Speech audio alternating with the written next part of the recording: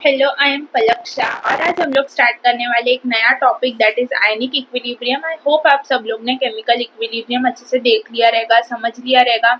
उसमें जितने भी क्वेश्चंस है वो अच्छे से सॉल्व कर लिए रहेंगे, ताकि अभी आगे जैसे आयनिक इक्विलिब्रियम आएगा तो आपको इजी हो जाता है थोड़ा बहुत चैप्टर।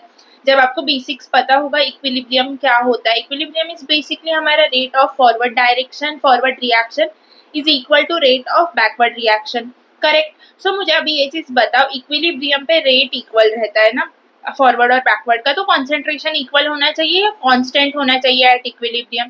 कांस्टेंट होना चाहिए। कांस्टेंट होना, जब कॉन्सेंट्रेशन जब रिएक्टेंट से प्रोडक्ट में चेंज हो रहा है उतना ही कॉन्सेंट्रेशन प्रोडक्ट से रिएक्टेंट में चेंज हो रहा है। मतलब क्या हो जाएगा, इधर हमारा जो कॉन्सेंट्रेशन है वो कांस्टेंट हो गया, बिकॉज उनका रेट जहाँ आगे से जो रिएक्शन स्पीड है रिएक्शन का, उतना ही रिएक्शन का स्पीड पीछे से है। इसके वजह से यहाँ पे हमारा रेट इक्वल हो गया, तो यहाँ पे हमारा कॉन्सेंट्रेशन है वो कांस्टेंट हो जाता है, इक्वल नहीं होता। ये चीज हमेशा याद रखना, बिकॉज इक्विलिब्रियम का मेजर मिसकंसेप्शन यही होता है कि इनका कॉन्सेंट्रेशन भी इक्वल हो जाएगा। ऐसा नहीं होता है, जो हम लोग ने लास्ट पार्ट में केमिकल इक्विलिब्रियम वाले पार्ट में बहुत डिटेल में ये चीज समझा था। सो आई होप उसमें कुछ डाउट नहीं है। सो अभी हम लोग आज बात करने वाले is about ionic equilibrium. So ionic equilibrium में हम लोग कैसे चलने वाले इस चैप्टर में, फर्स्ट हम लोग समझेंगे about acid basis theory. Correct. Acid base theory समझने के बाद हम लोग स्ट्रॉन्ग वीक इलेक्ट्रोलाइट्स को डिफ्रेंशिएट करेंगे, फिर उसमें से स्ट्रॉन्ग एसिड, स्ट्रॉन्ग बेसिस, ये सब चीजें समझेंगे। एंड देन हमारा आयनिक प्रोडक्ट ऑफ वाटर निकालेंगे। सो वहां पे हमारे पास बहुत सारे रिलेशंस आ जाते हैं, पीएच के, पीओएच के, pKa, Ka that is dissociation constant of acid, Kb, ये बहुत सारे टर्म्स आ जाते हैं, बहुत सारे हमारे पास रिलेशंस आ जाते हैं, और जिन पे क्वेश्चंस बहुत ज्यादा आते हैं नीट के पेपर में। सो वो बहुत डिटेल में समझेंगे, देन उस पर बहुत सारा क्वेश्चंस करने वाले ऑफकोर्स। फिर हम लोग बात करेंगे इज अबाउट पीएच। पीएच कैसे ढूंढना है स्ट्रॉन्ग एसिड का, फिर weak sorry strong acid, strong base, फिर डाइल्यूशन के टाइम, मिक्सचर के टाइम या न्यूट्रलाइजेशन के टाइम पीएच क्या आ जाएगा। एंड देन हम लोग बात करेंगे about pH of weak acids. Weak acids का पीएच थोड़ा सा डिफरेंट हो जाएगा, वो आगे हम लोग समझेंगे ऐसा क्यों होता है, वो थोड़ा सा टफ हो जाता है। उसमें हमारे पास है ना ये आ जाता है ओसवाल्ड्स डाइल्यूशन लॉ, जिसके हेल्प से हम लोग डिसोसिएशन कांस्टेंट फर्स्ट ढूंढते हैं एंड देन उसका पीएच ढूंढते हैं, एंड देन आगे उस पर बहुत सारा क्वेश्चंस वगैरह करेंगे। एंड देन हमारे पास आ जाएगा कॉमन आयन इफेक्ट, जो स्ट्रॉन्ग एसिड्स के वजह से वीक एसिड्स पे होगा, एंड उनके वजह से उनका कॉन्सेंट्रेशन पे चेंज आ जाता है, डिसोसिएशन कांस्टेंट पे चेंज आ जाता है, वो हम लोग सीखेंगे। सो आज के पार्ट में इतना कवर करने वाले हैं, बहुत सारा क्वेश्चंस, ऑफकोर्स क्वेश्चंस का कोई लिमिट ही नहीं होगा। एंड सेकेंड पार्ट में हम लोग बात करेंगे इज अबाउट हमारा buffer solutions, salt hydrolysis and solubility product. अगर ये फर्स्ट पार्ट आपको अच्छे से समझ गया ना, इधर के जो terms relations, then the second part is very easy. इसमें कुछ है ही नहीं सेकेंड पार्ट में, अगर फर्स्ट पार्ट अच्छे से समझ रहा है तो। So first part will be basic भी और थोड़ा सा एडवांस भी, मतलब आयनिक इक्विलिब्रियम में मेन चैप्टर में भी घुसेंगे और बेसिक्स भी क्लियर करने वाले। एंड पार्ट टू में पूरा सा, मतलब अगर फर्स्ट पार्ट पता है तो part two is very easy. So और क्वेश्चंस करना है बस। ये चैप्टर इज आपको जो कंसेप्ट है, जो रिलेशन है, जो फॉर्मूला है, उसको याद रखो एंड क्वेश्चंस करो। ज्यादा बहुत जन क्या करते हैं, ज्यादा डिटेल में जाने का कोशिश करते हैं, एकदम हाई लेवल, जो हमारे नीट में तो बिल्कुल नहीं आता ना, तो बोर्ड्स में इतना हाई लेवल फिजिक्स केमिस्ट्री, जो फिजिकल केमिस्ट्री जो है उतना नहीं पूछते, जितना हमारे पास एनसीईआरटी में है उतना इधर कवर किया हुआ है। जस्ट इतना फॉलो करो एंड आपका सब क्वेश्चंस होने वाला है, गारंटी। जितना भी क्वेश्चंस हम लोग इधर करेंगे सब क्वेश्चन वही टाइप का होगा। सो इधर जितना हो रहा है उसको अच्छे से फॉलो करो, शॉर्ट नोट्स बनाओ एंड यूल नो कि आयनिक इक्विलिब्रियम उतना टफ नहीं है जितना उसको बताते हैं टफ है। Okay. So without any delay first हम लोग रिवाइज करते हैं। हमारे पास तीन टाइप का इक्विलिब्रियम होता है, physical equilibrium, chemical equilibrium and ionic equilibrium. So physical equilibrium में बेसिकली क्या होता है, जब फिजिकल प्रोसेस में जो इक्विलिब्रियम आ जाएगा तभी हम लोग बोल देंगे फिजिकल इक्विलिब्रियम। फॉर एग्जाम्पल, जब हमारा H2O जो लिक्विड में है वो गैस में कन्वर्ट हो रहा है, मतलब जितना रेट से लिक्विड से गैस में जा रहा है उतने ही रेट से गैस से लिक्विड में आ रहा है, then it is called as physical equilibrium. So इधर साइंस सॉरी थोड़ा सा मिस्टेक हो गया। हाँ, सेकेंड इज हमारा chemical equilibrium, equilibrium involving chemical reaction of molecules and atoms proper molecules जो होते हैं उनके इक्विलिब्रियम के बारे में बात करेंगे, उनके रिएक्शन में, उसको हम बोल देते हैं chemical equilibrium. So physical equilibrium, chemical equilibrium पीछे हो चुका है, सो पहले देख लेना। एंड थर्ड हमारा आ जाता है आयनिक इक्विलिब्रियम, जो आज के पार्ट में हम लोग सिर्फ इसके बारे में बात करने वाले। सो यहाँ पे बेसिकली क्या होता है, जब हम लोग equilibrium involving chemical reactions of ions, ions आ जाएगा ना पिक्चर में, देन हमारा आयनिक इक्विलिब्रियम होगा। सो हमारे पास मैटर भी वही चाहिए ना जो आयंस प्रोड्यूस करता हो, करेक्ट। अभी कोई कंपाउंड है वो कभी आयंस प्रोड्यूस ही नहीं करता, तो उसमें कभी भी आयनिक इक्विलिब्रियम पॉसिबल है? ऑफ कोर्स नॉट, वहां पे पॉसिबल ही नहीं है। सो हमारे पास है ना दो टाइप का मैटर हो जाता है। फर्स्ट इज हमारा non electrolyte, that is non ionising. Second is हमारा electrolyte, that is ionising. So मुझे बताओ, अभी उसके नाम में ही नॉन आयोनाइजिंग है, मतलब ये कभी भी आयंस बना रहा है नहीं। So which do not give ions when dissociated, मतलब क्या, जब हम लोग उसको डिसोसिएट करेंगे ना तो आयंस नहीं प्रोड्यूस कर रहा, then it is called as a non electrolyte, non ionising. अभी आयंस ही नहीं बना रहा तो केमिकल रिएक्शन में आयंस को इन्वॉल्व ही नहीं करेगा, तो यहाँ पे हमारा आयनिक इक्विलिब्रियम कभी भी पॉसिबल है नहीं, पॉसिबल है। So for non electrolytes ionic equilibrium नहीं पढ़ना। सो नॉन इलेक्ट्रोलाइट्स होते क्या, एग्जांपल्स क्या आ जाएंगे हमारे पास, urea, glucose, benzene, CCl4, fructose, sucrose, ये जो हमारे पास थोड़े नॉन इलेक्ट्रोलाइट्स है, ये एग्जांपल्स है, वो हमारे नॉन इलेक्ट्रोलाइट्स हो जाते हैं, करेक्ट। सो फिर अभी हमारे इलेक्ट्रोलाइट्स क्या हो जाते हैं, which in the dissolved state or in molten state conduct electricity, in fact they dissociate into ions। जब एक dissolved state में या molten state में वो कंपाउंड आयंस में डिसोसिएट हो रहा है, then it is called as electrolytes और आयोनाइजिंग कंपाउंड, या मॉलिक्यूल जो भी है बोल सकते हैं उसको। बट मेनली क्या है, आयंस बनाना चाहिए तभी वो इलेक्ट्रोलाइट या आयोनाइजिंग होगा। अभी जितने भी हमारे पास कंपाउंड्स आ जाएंगे जो आयंस बना रहे हैं, उन सब में आयनिक इक्विलिब्रियम नहीं लगने वाला। देखो आगे, क्योंकि हमारे पास इलेक्ट्रोलाइट्स दो टाइप के हो जाते हैं, strong electrolytes and weak electrolytes. So strong electrolytes basically क्या है, जिनका डिसोसिएशन इज 100%। इनका जो डिसोसिएशन ये आता है ना, अल्फा इज इक्वल टू 1। सो अभी हम लोग ने लास्ट पार्ट में सीखा था, जब हमारा डिग्री ऑफ डिसोसिएशन ही 100% है, इसका मतलब क्या, जितना रिएक्टेंट को आप डिसॉल्व स्टेट में डालोगे उतना प्रोडक्ट्स बन जाएगा, क्लियर। इसमें ना तो कुछ रिएक्टेंट बचने वाला है at the end of the reaction, correct, ना तो जो प्रोडक्ट्स बना उससे कभी वापस रिएक्टेंट बनने वाला है, करेक्ट। इसका ही मतलब हमारा डिग्री ऑफ डिसोसिएशन इज 100% का मतलब यही होता है ना कि जितना रिएक्टेंट डाला वो उतना प्रोडक्ट में डिसोसिएट हो गया, ना कुछ रिएक्टेंट बचा at the end of reaction. So reversible, फिर से प्रोडक्ट से रिएक्टेंट जाना भी पॉसिबल नहीं है इधर, करेक्ट। सो ये कौन सा इरिवर्सिबल टाइप ऑफ रिएक्शन हो गया। हमारा रिवर्सिबल रिएक्शन या जहाँ पे इक्विलिब्रियम होता है, उन रिएक्शन का एक पॉइंट हम लोग ने सीखा था कि रिएक्शन कभी भी खत्म नहीं होगा, करेक्ट। बट इधर हम लोग देख रहे हैं, जब स्ट्रॉन्ग इलेक्ट्रोलाइट को हम लोग डिसोसिएट करवा रहे हैं तो हमारा रिएक्शन खत्म हो रहा है, इसका मतलब ये एक इरिवर्सिबल रिएक्शन है। और इरिवर्सिबल रिएक्शन के लिए हमारा इक्विलिब्रियम कभी भी अप्लाई नहीं कर सकते, करेक्ट। सो आयनिक इक्विलिब्रियम इधर वैलिड नहीं है फॉर स्ट्रॉन्ग इलेक्ट्रोलाइट्स। सो अभी हमारे पास बच्चे क्या, वीक इलेक्ट्रोलाइट्स, करेक्ट। अभी स्ट्रॉन्ग इलेक्ट्रोलाइट्स का डिग्री ऑफ डिसोसिएशन इज 100%, हमारा नॉन इलेक्ट्रोलाइट्स इनका 0 होगा ऑफकोर्स। सो 0 और 100% के बीच में जितना भी डिग्री ऑफ डिसोसिएशन रहेगा वो वीक इलेक्ट्रोलाइट्स का रहेगा, करेक्ट। सो मुझे ये चीज बताओ कि वीक इलेक्ट्रोलाइट्स रहेंगे वो बिल्कुल भी डिसोसिएट नहीं करेंगे, ऐसा नहीं होगा। वो 100% डिसोसिएट कर देंगे, ऐसा भी नहीं होगा। सो इधर क्या होगा कि जो थोड़ा सा रिएक्टेंट डाला हम लोग ने डिसॉल्व स्टेट में, मोल्टन स्टेट में, वो प्रोडक्ट में कन्वर्ट होगा, करेक्ट होगा।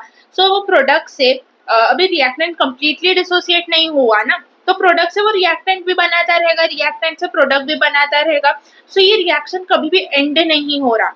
जो जब रिएक्शन एंड नहीं होता तो वहां पे हमारा रिवर्सिबल रिएक्शन हो जाता है। रिवर्सिबल रिएक्शन है इसका मतलब वहां पे हमारा इक्विलिब्रियम भी आ जाएगा, करेक्ट। सो यहाँ पे जहाँ पे हमारे पास वीक इलेक्ट्रोलाइट्स आ जाएंगे वहां पे ही हमारा आयनिक इक्विलिब्रियम वर्क करेगा। सो अभी है ना, बहुत जनों को अभी डाउट आया रहेगा कि हमारे पास लिस्ट नहीं है कि कौन इलेक्ट्रोलाइट्स है, कौन नॉन इलेक्ट्रोलाइट्स है, उसमें भी कौन स्ट्रॉन्ग इलेक्ट्रोलाइट्स है, कौन वीक इलेक्ट्रोलाइट्स है। सो है ना, बेसिकली अभी तो हमारे पास नॉन इलेक्ट्रोलाइट्स, नॉन आयोनाइजिंग का ज्यादा क्वेश्चन नहीं आएगा। आएगा तो भी बेसिकली कौन से एग्जाम्पल्स होंगे, urea, benzene, sucrose, fructose, glucose, CCl4, correct. Mainly carbon compounds रहते हैं इधर। सो यहाँ पे है ना, हमारे नॉन इलेक्ट्रोलाइट्स हम लोग जब केमिकल काइनेटिक सॉरी सॉल्यूशंस पढ़ते हैं ना, तो सॉल्यूशंस में हमारे पास है ना कोलिगेटिव प्रॉपर्टीज वगैरह आ जाता है, तभी फिर से हमारे degree of dissociation will be in topic, मतलब फिर से उसके ऊपर बात करते हैं। एंड तभी हमारे पास जो नॉन इलेक्ट्रोलाइट्स है ना, वो बहुत क्लियर हो जाती है कि ये वाले एग्जाम्पल्स नॉन इलेक्ट्रोलाइट्स है। एंड बिलीव मी, नीट के पेपर में एग्जाम्पल्स ही रिपीट होते हैं। मतलब अभी लास्ट ईयर ग्लूकोज पूछा था ना कुछ क्वेश्चन में नॉन इलेक्ट्रोलाइट, तो इस साल भी ग्लूकोज ही पूछेंगे। सो यहाँ पे ज्यादा चेंजेस देखने को नहीं मिलता।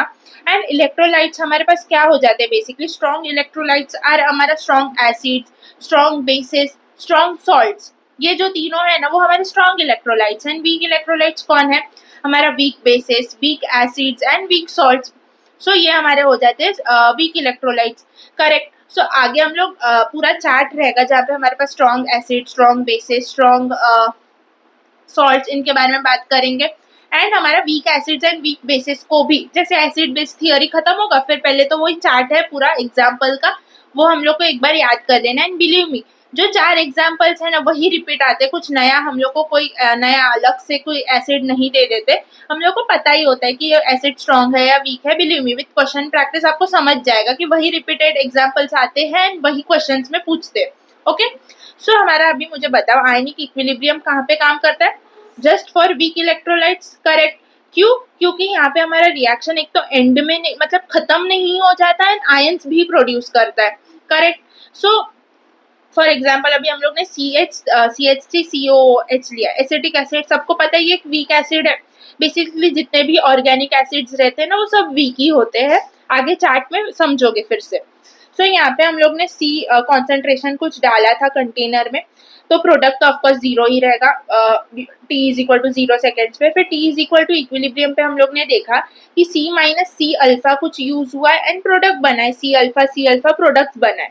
सो हम लोग देख रहे थे कि रिएक्शन कभी खत्म नहीं हो रहा, बट रिएक्टेंट से प्रोडक्ट, प्रोडक्ट से रिएक्टेंट, सेम रेट में रिएक्शन चालू है। इसका मतलब इधर एक तो आयंस बना रहा है और रिएक्शन रिवर्सिबल है। इसका मतलब ये हमारा हो गया ionic equilibrium. I hope this is very clear. So ionic equilibrium मैंने अब भी बोला, हमारे पास स्ट्रॉन्ग इलेक्ट्रोलाइट्स, वीक इलेक्ट्रोलाइट्स आ जाते हैं।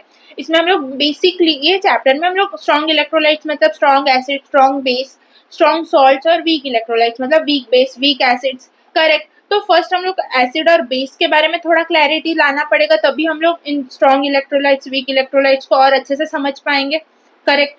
तो फर्स्ट आ जाते हैं हमारे एसिड बेसिस थियोरी पे। सो अभी हम लोग फर्स्ट है ना एसिड और बेसिस को थोड़ा सा डिफरेंशिएट करते हैं, जितना पॉइंट्स हम लोग ने स्कूल में सीखा है, या अगर आप ड्रॉपर हो तो आपको तीनों थियोरी के पॉइंट्स पता होंगे, तो उन बेसिस पे हम लोग उनको डिफरेंशिएट करते हैं, okay. So acids are sour in taste, correct. Bases are bitter in taste, correct. ये चीज तो स्कूल में सीखा है।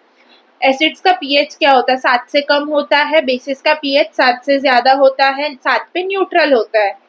एसिड्स क्या करते हैं, H+ आयन देते हैं, बेसिस OH- आयन देते हैं। ये स्कूल वाला डेफिनेशन था, करेक्ट, और ये एक थियोरी भी है।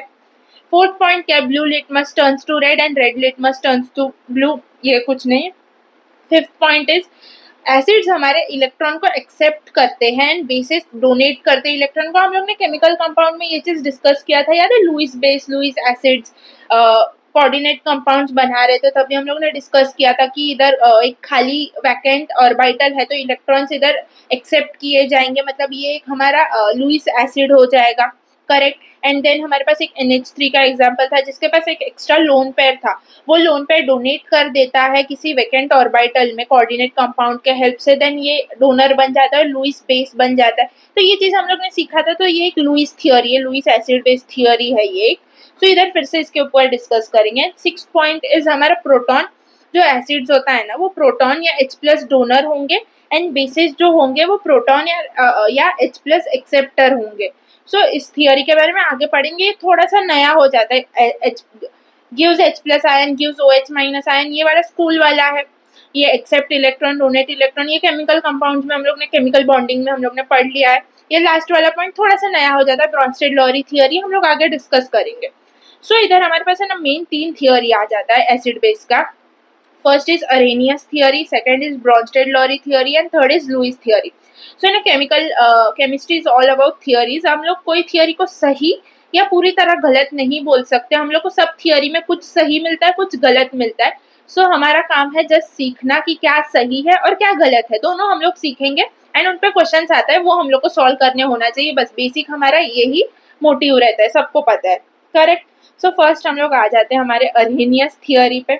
सो अरेनियस थियरी है ना सिर्फ एक ही जगह पे वैलिड होगा जब हमारा सॉल्वेंट इज वाटर, क्योंकि अरेनियस जो साइंटिस्ट है वो मानते थे कि water is a neutral solvent.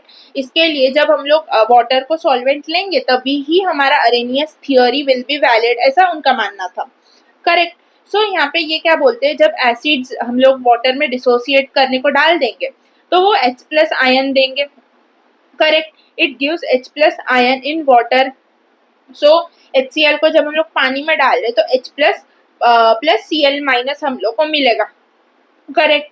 फिर आ जाता है हमारा इन बेसिस। जब हम लोग बेस को पानी में डालते हैं डिसोसिएट करवाने के लिए तो क्या आयंस मिल जाएगा, NaOH को डाला तो Na plus plus OH minus हमें मिल जाएगा, करेक्ट। तो हमारे थियोरी के हिसाब से, अरेनियस थियोरी के हिसाब से, it gives H plus ion in water and it gives OH minus in water for basis, correct. तो ये थियोरी के हिसाब से करेक्ट है एंड बिलीव मी सब थियोरी थोड़ा बहुत करेक्ट होता है। सो ये थियोरी भी करेक्ट ही है, जैसे H प्लस आयन एसिड्स को हम लोग पानी में डालते या वाटर ऐसे सॉल्वेंट इधर लेके रखा है तो डालेंगे तो हमें H प्लस आयंस मिलेगा।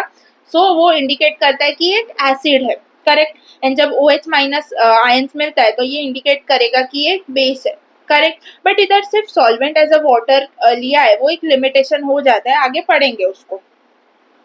सो इधर हमारे पास H प्लस जो आयन डिसोसिएट हुआ होता है HCl से, वो क्या होता है, उसके पास सिर्फ एक प्रोटॉन होता है, only one proton. H plus is only one proton, no neutron, no electron and एक अनस्टेबल मॉलिक्यूल हो जाता है। तो इधर है ना वो H प्लस H2O के साथ रिएक्ट करके H3O प्लस बना देता है, करेक्ट। फिर H3O प्लस भी H2O के साथ रिएक्ट कर देगा एंड बना देगा हमारा H5O2 प्लस, करेक्ट। ये भी पानी के साथ रिएक्ट करेगा एंड बना देगा H7O3 प्लस, करेक्ट। वैसे ये कंटिन्यूस पानी के साथ ये एडअप होते जाते हैं, एक कंपाउंड बनाता जाता है, ओके।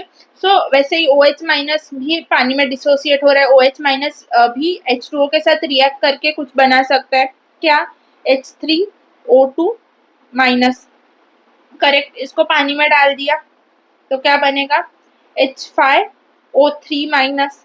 इसको पानी में डाल दिया तो क्या बनेगा हमारा, H7O4 माइनस। इसको पानी में डाल दिया तो क्या बन जाएगा हमारा, H9O5 माइनस, करेक्ट। तो ये क्यों सीख रहे हैं, बेसिकली ये हम लोग को समझा कि H प्लस है वो पानी के साथ रिएक्ट कर देगा, OH माइनस है वो पानी के साथ रिएक्ट कर देगा, करेक्ट। ये क्यों समझ रहे, बिकॉज इस पे एक क्वेश्चन आता है कि which of the following do not exist. So इधर हम लोग को समझना पड़ेगा कि कभी भी हम लोग को एग्जाम्पल्स में ऐसे दिए ना OH माइनस H3O2 माइनस या ऐसे कुछ ऑप्शन दिए, देन हम लोग को समझना पड़ेगा ये किसके बारे में बात कर रहे हैं। जब हम लोग पानी में OH माइनस या H प्लस डालते हैं और वो H2O के साथ रिएक्ट करता है तभी बहुत सारे कंपाउंड्स बनते जाते हैं, तो उसमें से कौन सा नहीं बन रहा वो with the help of this theory है, अगर हम पता है देन हम लोग आंसर कर सकते हैं। सो मुझे बताओ इनमें से विच of the following do not exist. OH minus ये तो एग्जिस्ट करता है, ये बेसिक यही एग्जिस्ट करता है, इसकी वजह से आगे की चीजें बनती है, करेक्ट। H3O2 माइनस ये बन रहा है क्या, हाँ बनता है ये भी, सो ये भी एग्जिस्ट करता है। H7O4 माइनस, H7O4 माइनस, हाँ ये भी बन रहा था हमारा, तो ये भी एग्जिस्ट करता है। H3O2 प्लस ये कर रहा था, H3O2 प्लस नहीं है, H5O2 प्लस है, सो ये एग्जिस्ट नहीं कर रहा था, सो ये do not exist, so D is the correct option. So basically इतना इजी क्वेश्चन ही आता है, सो बस आपको ये पता होना चाहिए। सो एक बार पूरा अरेनियस थियोरी को एक बार गो थ्रू करते हैं। ये कहाँ पे वैलिड होगा, सिर्फ हमारे पानी के लिए, ये जब सॉल्वेंट हमारा पानी होगा तभी, एक्वस सॉल्यूशन में ही ये थियोरी वैलिड है। यहाँ पे क्या होता है, जब एसिड को हम लोग पानी में सॉल्वेंट एक्वस सॉल्यूशन में डालते हैं तो क्या हो जाएगा, वो एसिड डिसोसिएट होके एक हाइड्रोजन आयन देता है और Cl माइनस HCl डाला तो H+ और Cl माइनस दे देगा। सो हम लोग बोलते हैं कि जितना H+ ज्यादा देगा वो उतना अच्छा एसिड होता है, ऐसा हम लोग बोलते थे, स्कूल में भी सीखा है ये चीज, करेक्ट। सो हमारा इधर ये थियोरी से हमें पता चलता है जब एसिड को हम लोग पानी में डालते हैं, एक्वस सॉल्वेंट में डालते हैं, तभी हमें H+ मिलता है, then it is a acid. जब हम लोग एक कंपाउंड को डालते हैं और हमें उससे OH माइनस मिलता है, उस कंपाउंड से डिसोसिएट होकर OH माइनस हमें पानी में मिलता है, देन हम लोग बोलते हैं कि ये बेस है एक, करेक्ट। सो अभी वो पानी में H+ और या OH माइनस दोनों अनस्टेबल है थोड़ा बहुत, करेक्ट, तो वो पानी के साथ रिएक्ट करके अलग अलग कंपाउंड्स बना देते। सो हम लोग को बेसिकली कभी भी H+ नॉर्मली नहीं मिल जाता पानी में, हम लोग को H3O+ में या H5O2+ में ऐसे कंपाउंड्स बनाए हुए फॉर्म में मिलते हैं, जिससे हम लोग बता सकते हैं कि H+ स्टार्टिंग में था, इसके वजह से ये एक एसिड था, ये बता सकते हैं। सो इस पे बेसिकली क्वेश्चन आता है, इसके लिए ये वाला चीज हम लोग ने सीखा इधर कि जब H+ H2O के साथ रिएक्ट करता है तो क्या क्या कंपाउंड्स बनाता है, OH- जब H2O के साथ रिएक्ट करता है तभी क्या क्या आयंस बनाता है बेसिकली। तो ये याद रखना है, मतलब याद इन सेंस अभी इतना इजी है, OH- प्लस H2O करोगे तो विल गेट ना H3O2-, फिर से H2O कर दोगे तो आपको क्वेश्चन आया कुछ ऐसे रिलेटेड, देन आपको चेक कर लेना है एक बार एंड आंसर करना है, ओके। सो अभी हम लोग बात करते हैं is about limitations of Arrhenius concept. तो अरेनियस कॉन्सेप्ट से हम लोग को 3 चीज इधर याद रखना है। फर्स्ट, ये एक्वस सॉल्वेंट में वैलिड है। सेकेंड, ये एसिड्स जब पानी में डालेंगे तो ये H+ आयंस देगा, बेसिस डालेंगे तो OH- देगा, that's it. And H+ and OH- H2O के साथ रिएक्ट करके अलग अलग आयंस बना देते, करेक्ट। अभी इसमें ये चीज हम लोग को याद रखना है कि ये थियोरी से ये चीज हम लोग को सही वाला मिला है, करेक्ट, बट इसमें लिमिटेशंस क्या है वो भी हमें याद रखना पड़ता है। तो लिमिटेशन फर्स्ट आ जाता है, failed to explain acidic and basic character of substances in non aqueous solution.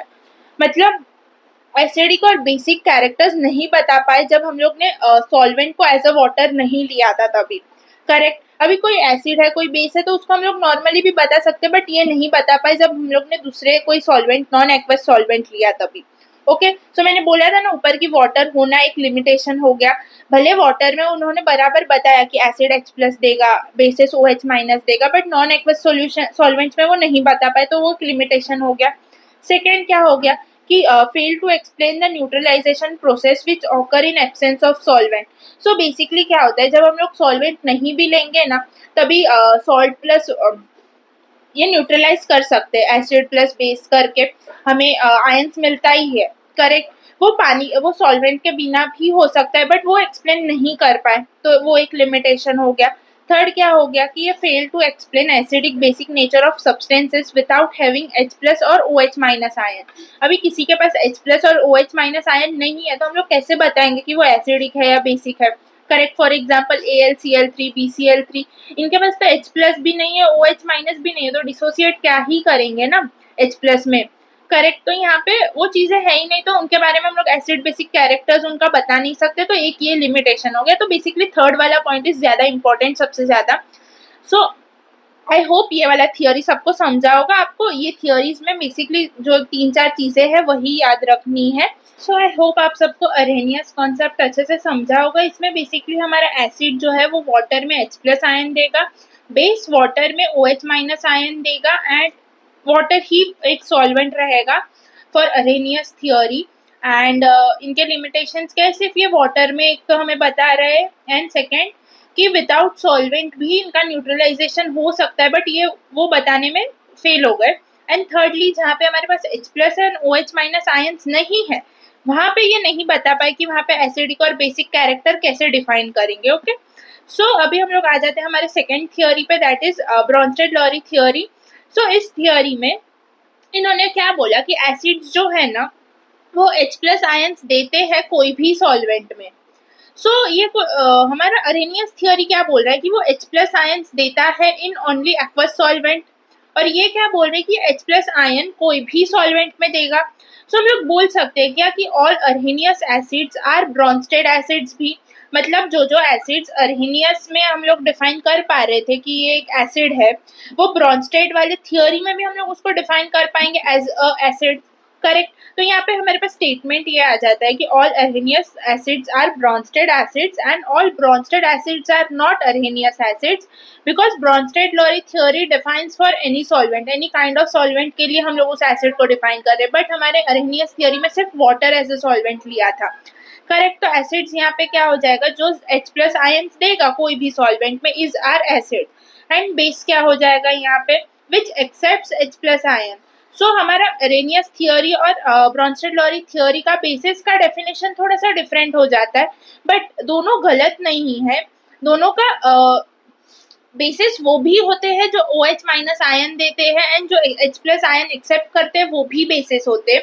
सो गलत दोनों नहीं है, बस उनका अलग अलग थियोरीज में अलग अलग हम लोग को डेफिनेशन मिल रहा है, दैट्स इट। ओके।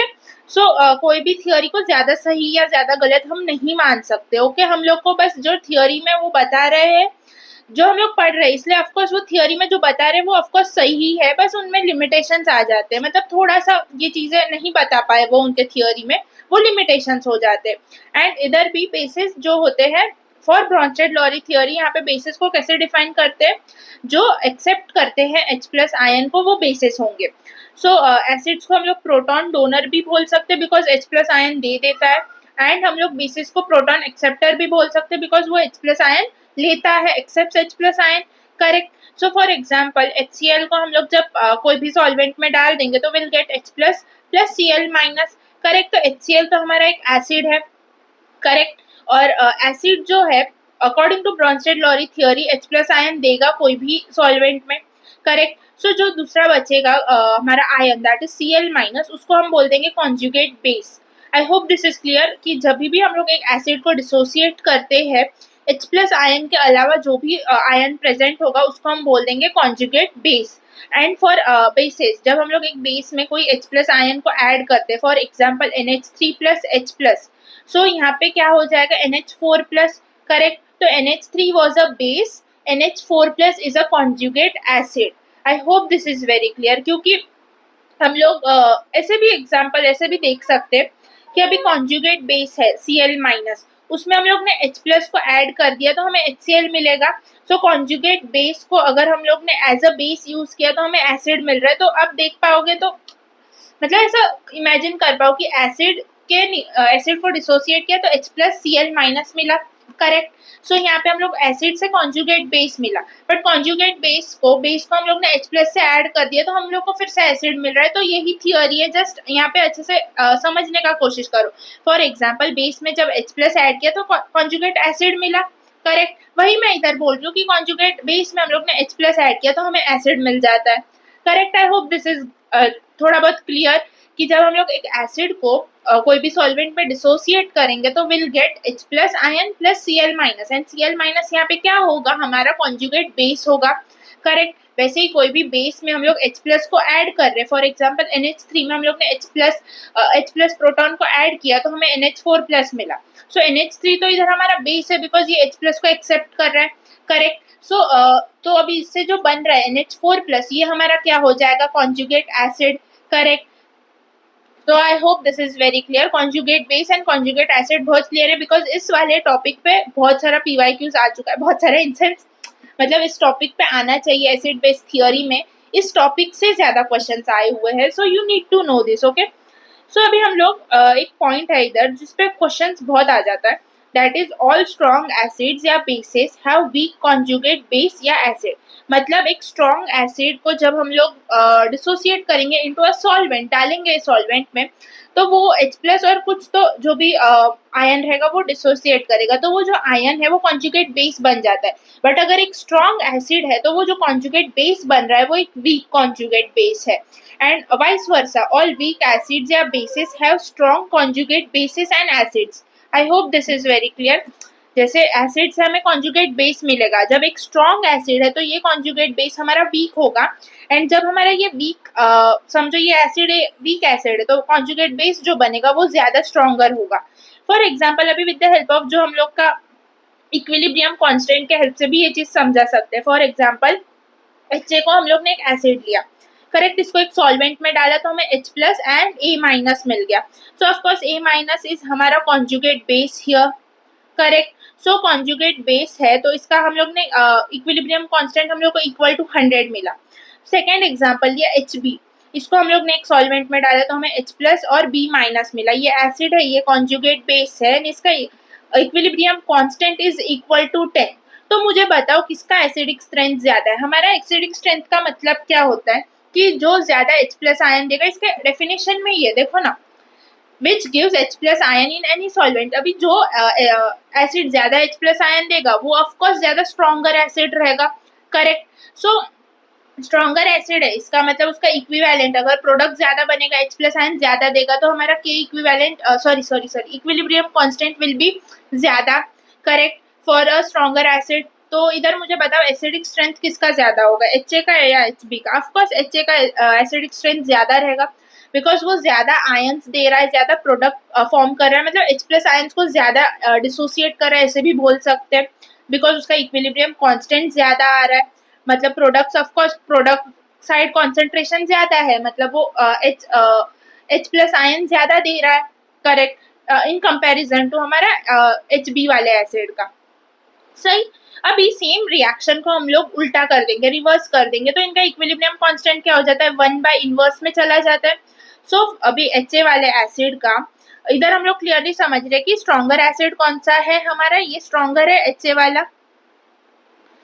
अभी इसको हम लोग ने रिवर्स कर दिया तो हम लोग का HA प्लस और प्लस A माइनस हमें HA एसिड देगा, कॉन्जुगेट बेस प्लस इधर ये हमारा कॉन्जुगेट बेस है। करेक्ट, प्लस हमारा H plus gives HA acid देगा। अभी इसमें इक्विलिब्रियम कांस्टेंट क्या हो जाएगा, रिवर्स हो जाएगा, 1/100 हो जाएगा एंड इधर 1/10 हो जाएगा। करेक्ट, तो इधर हमारा वैल्यू क्या आ गया, 0.01 आ गया, इधर 0.1 आ गया। तो मुझे बताओ अभी हमारा इक्विलिब्रियम कांस्टेंट किसका ज्यादा है। ऑफ कोर्स 0.1 इज ज्यादा देन 0.01, 0.01 से तो ज्यादा ही है ना 0.1। सो यहाँ पे हम लोग बोल सकते हैं क्या कि कॉन्जुगेट बेस स्ट्रेंथ वाइज हमारा B माइनस ज्यादा है। करेक्ट, सो हमारा कॉन्जुगेट बेस इसका ज्यादा है। सो इधर से देखो, जो एसिड स्ट्रॉन्गर है उसका कॉन्जुगेट बेस का स्ट्रेंथ इज वीक एंड जो एसिड वीक है उसका कॉन्जुगेट बेस का स्ट्रेंथ इज ज्यादा, बिकॉज हम लोग का इक्विलिब्रियम कांस्टेंट अभी समझो एक एसिड है वो ज्यादा H प्लस आयंस दे रहा है, A माइनस आयंस में डिसोसिएट हो रहा है। जब हम लोग उस रिवर्स कर देंगे उस रिएक्शन को तो क्या हो जाएगा कि वो प्रोडक्ट ज्यादा दे रहा था और उसका इक्विलिब्रियम भी जब प्रोडक्ट ज्यादा है तब भी आ रहा है। करेक्ट, सो यहाँ पे क्या हो जाएगा, जब हम लोग उसको रिवर्स कर देंगे तो ये रिएक्टेंट साइड में आ जाएगा। अभी इधर रिएक्टेंट स्टेबल है ज्यादा प्रोडक्ट से। करेक्ट, इसका मतलब वो बहुत कम ही रिएक्टेंट यूज होगा और वो इक्विलिब्रियम पे आ जाएगा। करेक्ट, इसके वजह से यहाँ पे जब हमारा स्ट्रॉन्गर एसिड होगा तभी कॉन्जुगेट बेस जो होगा वो वीकर होगा। अगर ये पूरा जो समझाया विद हेल्प ऑफ हमारा इक्विलिब्रियम कांस्टेंट नहीं समझा देन आप ऐसे भी याद रख सकते हो कि एक जो एसिड स्ट्रॉन्ग रहेगा उसका बेस हमेशा वीक, मतलब वो बेस वाइज तो वीक ही रहेगा। करेक्ट, तो ऐसे भी याद रख सकते हो कि ऑल स्ट्रॉन्ग एसिड्स है वो वीक कॉन्जुगेट बेस या acid of course, and all weak acids या base have a stronger conjugate base या acids। I hope this is clear। अगर equilibrium constant के उससे नहीं समझा then no problem, वो important नहीं है ज्यादा, बस ये statements याद रखना important है because direct questions आ सकता है। अभी theory questions वैसे भी बहुत ज्यादा trend में है and paper complicate theory questions ही करता है, सम सबको आता है करने formula wise। ओके, सो theory अच्छे से समझो। सो है ना, हमें ब्रॉन्स्टेड लॉरी थियोरी में एक और चीज बताया ब्रॉन्स्टेड साइंटिस्ट ने जो भी है कि हमारा जो वाटर है H2O है ना वो एम्फोटेरिक है नेचर में। मतलब क्या, जब H2O में हम लोग H प्लस को ऐड करवाते हैं तो वो एक्सेप्ट कर लेता है H3O प्लस बना देता है। करेक्ट, एंड H2O को एज अ एसिड हम लोग एक सॉल्वेंट में डाल देंगे तो H plus and OH minus में डिसोसिएट भी हो जाता है, मतलब H प्लस आयन देता भी है एंड एक्सेप्ट भी करता है। सो इसका मतलब क्या, वो बेस की तरह भी काम कर पा रहा है एंड एसिड के तरह भी काम कर पा रहा है। तो ये एक एम्फोटेरिक नेचर, ऐसा पानी का एम्फोटेरिक नेचर होता है, ये हमें साइंटिस्ट ने बताया। करेक्ट, तो अभी कभी भी क्वेश्चन आए हमें कि हमें असर्शन रीजन में आ सकता है कि H2O is amphoteric in nature and हमें रीजन में दिया है कि ये हमें अरेनियस थियोरी ने बताया है। नहीं, ये हमें ब्रोंस्टेड-लॉरी थियरी में पता है। हमें अरेनियस थियरी में बोला क्या कि H2O is a neutral solvent. Okay, so याद रखना ये छोटी छोटी चीजों पे क्वेश्चन आता है, थियरी क्वेश्चंस में ही फंसते हो, सो प्लीज रिमेंबर दिस। सो अभी हम लोग एक एग्जांपल, दो एग्जांपल सॉल्व करते हैं and will move on. So NH3 को जब हम लोग एक एज अ एसिड यूज करेंगे, sorry as a base use करेंगे, तो ऐड करेगा, एक्सेप्ट करेगा, तो क्या बन जाएगा ये NH4 प्लस कॉन्जुगेट एसिड बन गया। एंड इसको एज अ एसिड यूज किया तो क्या आ जाएगा NH2 माइनस। करेक्ट। सो एक कंपाउंड एज अ एसिड भी काम कर सकता है एंड एज अ बेस भी काम कर सकता है, डिपेंड करेगा। बट कोई ऐसा विद हम लोग विद द हेल्प ऑफ हमारा आगे हम लोग पढ़ेंगे कि एक्चुअल में वो क्या होता है। अभी NH3 को हम लोग मोस्टली मानते हैं हमारा बेस। करेक्ट। बट ये एसिड की तरह भी काम कर सकता है अकॉर्डिंग टू ब्रोंस्टेड-लॉरी थियरी। सो ये हमें याद रखना पड़ेगा। फिर OH माइनस में H प्लस को ऐड किया तो हमें मिल जाएगा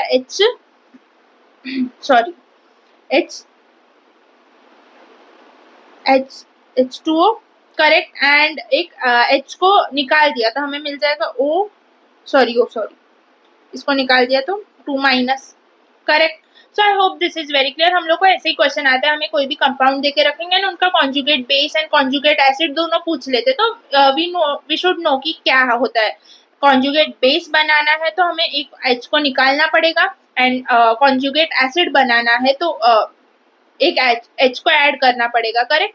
सो I hope this is very clear. अभी हम लोग लिमिटेशन पे आने से पहले एक बार फिर से डिस्कस कर लेते हैं कि हमें ब्रोंस्टेड-लॉरी थियरी में क्या बताया कि एसिड जो है वो H प्लस आयन देगा कोई भी सॉल्वेंट में, बेस जो है वो H प्लस आयन ले लेगा। करेक्ट। सो बेसिकली हमारा जो एसिड है वो प्रोटॉन डोनर है एंड हमारा बेस है वो प्रोटॉन एक्सेप्टर है। करेक्ट। सो इधर हम लोग ने देखा जब एक एसिड को हम लोग कोई भी सॉल्वेंट में डाल रहे हैं तो हमें H प्लस आयन और कुछ जो भी एक आयन मिलेगा उसको हम लोग बोल देंगे कॉन्जुगेट बेस। एंड वही कभी हम लोग बेस को एक H प्लस आयन के साथ एक्सेप्ट कर रहे हैं, देन हमें NH4 प्लस फॉर एग्जाम्पल इधर मिला, सो ये हमारा हो जाएगा conjugate acid. I hope this is very clear. और हमारे पास एक इम्पोर्टेंट पॉइंट आया कि जो भी अरेनियस एसिड्स है ना वो सब ब्रोंस्टेड एसिड्स है, बट जब जो भी ब्रोंस्टेड एसिड्स है वो अरेनियस एसिड्स नहीं है, बिकॉज यहाँ पे एक सॉल्वेंट फिक्स नहीं है। बट अरेनियस में हमारा पानी एक सॉल्वेंट फिक्स हो गया था, इसके वजह से। फिर हमारे पास पॉइंट आ जाता है कि जितने भी स्ट्रॉन्ग एसिड्स है उनका जो कॉन्जुगेट बेस होगा वो वीक होगा एंड जितने भी स्ट्रॉन्ग बेसिस है उनका कॉन्जुगेट एसिड वीक रहेगा। करेक्ट। और जितने भी वीक एसिड्स या बेसिस है उनका जो कॉन्जुगेट बेस या एसिड है वो स्ट्रॉन्गर रहेंगे, वाइस वर्सा रहेगा बेसिकली। और with the help of equilibrium constant हम लोग ने इन डिटेल भी सीखा कि एक्चुअल में ये कंसेप्ट काम कैसे करता है। ओके। सो ये डायरेक्ट असर्शन, रीजन, क्वेश्चन या करेक्ट इनकरेक्ट में ये स्टेटमेंट्स आ सकते हैं, so you need to know this. Okay. Then हम लोग को ब्रोंस्टेड-लॉरी थियरी में एक और चीज हम लोग को पता चला, that is H2O is amphoteric in nature. मतलब क्या वो एसिड की तरह भी काम कर रहा है एंड बेस की तरह भी काम कर रहा है। सो H2O एम्फोटेरिक है, ये किसने बताया हमें ब्रोंस्टेड-लॉरी थियरी में? ये हमारा एनसीईआरटी में क्लियरली दे के रखा है। सो ये पॉइंट्स पता होने चाहिए। देन हम लोग ने एग्जाम्पल्स देखा कि NH3, OH माइनस, इनमें हम लोग उसको एज अ एसिड भी काम करवा सकते हैं और एज अ बेस भी काम करवा सकते हैं। हम लोग को क्वेश्चंस आ जाता है तो वहां से हम लोग पता कर लेंगे। ओके। देन आ गया हमारा लिमिटेशन। लिमिटेशन क्या है? एक ही लिमिटेशन था कि substances like BF3, AlCl3, SF4 do not have hydrogen and hence can not give a proton but are known to behave as acids. यहाँ पे हमारे पास थोड़े एग्जाम्पल्स है जिनके पास H प्लस आयन नहीं है पर फिर भी वो एसिड्स की तरह जाने जाते हैं। सो वो एक्सप्लेन ये नहीं कर पाए, जो कि हमें अभी लुईस थियोरी में हम लोग को पता चल जाएगा। करेक्ट। सो ये एक बहुत इंपॉर्टेंट लिमिटेशन था। ये सेम लिमिटेशन हमारा अरेनियस थियोरी में भी था, वहाँ पे सॉल्वेंट वाले जो लिमिटेशन थे वो यहाँ पे क्लियर हो गए थे। एंड हमें जो लिमिटेशन बचा वो कौन सा था कि जो दूसरे कंपाउंड्स है जहाँ पे H प्लस आयन का कुछ लेना देना नहीं है वहां पे हम लोग एसिड्स है बेसिस है कैसे बताएंगे। सो ये अभी हमारा लुईस थियरी में क्लियर हो जाएगा। Correct. I hope this is very clear. अभी है ना इधर बहुत जनों को डाउट आता है कि NH3, OH माइनस ये दोनों की तरह कैसे काम कर पा रहे। सो फॉर रिएक्शन हम लोग लिख सकते हैं, बट NH3 बेसिकली एक बेस ही होता है। जो लुईस बेस थियरी में हम लोग को क्लैरिटी आ जाता है कि कौन सा बेस होगा कौन सा एसिड होगा विद द हेल्प ऑफ उनका जो भी डिफरेंस है, करेक्ट। सो यहाँ पे हम लोग को अगर क्वेश्चन में पूछा है कि NH3 का कॉन्जुगेट बेस निकालो, तो उसका हम लोग को निकालना ही पड़ेगा, भले वो एग्जिस्ट करे ना करे, उससे हम लोग को लेना देना नहीं है, हम लोग को जो क्वेश्चन है वो सॉल्व करना है, ओके। सो ज्यादा इस चीज पे स्ट्रेस मत लो कि ये कैसे दोनों तरह से काम कर रहा है। अभी कभी भी आपको देखो, अभी नॉर्मली हम लोग को पता होता है कि एसिड बेस ये है, बट कभी भी आपको समझो H+ आयन वगैरह वाला नहीं दिया हुआ है एग्जाम्पल्स में, आपको पूछा एसिड बेस बताओ कौन है, देन हम लोग को क्या करना है, हमेशा लुईस एसिड बेस थियोरी लगाना है, सो दैट आपको इजीली पता चल जाता है कि कौन सा एसिड है कौन सा बेस है। सो अभी हम लोग आ जाते हैं हमारे लुईस थियोरी पे। सो लुईस थियोरी तो हम लोग ने थोड़ा बहुत इसके बारे में आइडिया हम लोग के केमिकल बॉन्डिंग चैप्टर में लिया था। सो यहाँ पे क्या होता है, जो एसिड्स है वो एक्सेप्ट करते हैं इलेक्ट्रॉन को, एंड जो बेसिस है वो डोनेट करते हैं इलेक्ट्रॉन को। सो एसिड्स को हम लोग बोल सकते हैं इलेक्ट्रॉन एक्सेप्टर, एंड बेसिस को हम लोग बोल सकते हैं electron donor, correct. So acids are electrophilic in nature, मतलब इलेक्ट्रॉन लविंग, इलेक्ट्रॉन को लेते हैं एक्सेप्ट करते हैं, मतलब इलेक्ट्रॉन लविंग है। एंड बेसिस जो होंगे वो न्यूक्लियोफिलिक इन नेचर होंगे, करेक्ट, ये डोनेट करते हैं इलेक्ट्रॉन को, करेक्ट। सो इधर एग्जांपल्स क्या आ जाएंगे, जो एलिमेंट्स के पास इनकम्प्लीट ऑक्टेट है, वैकेंट ऑर्बिटल्स है, या कैटायंस है विथ वैकेंट ऑर्बिटल, तो ये क्या हो जाएंगे, हमारे लुईस एसिड्स हो जाएंगे, बिकॉज ये एक्सेप्ट कर सकते, ए याद रखो, एसिड एक्सेप्ट। एंड जो बेसिस के लिए एग्जांपल्स क्या हो जाएंगे, एलिमेंट्स विथ कंप्लीट ऑक्टेट या हैविंग लोन पेयर इलेक्ट्रॉन, इनके पास एक्स्ट्रा लोन पेयर है, एक ऑक्टेट कंप्लीट बन चुका है, देन ये मतलब एक कंप्लीट ऑक्टेट है और फिर भी लोन पेयर्स है, सो वहां पे वो लोन पेयर एज अ वो मतलब डोनेट करते हैं खुद का lone pair, and Lewis base की तरह काम करते हैं। अभी ये बहुत इजी है समझना कि जब हमारे पास खाली ऑर्बिटल है, वैकेंट ऑर्बिटल है, कैटायन है, तो यहाँ पे हम लोग को एक्सेप्ट करना है, तो ये लुईस एसिड हो गए।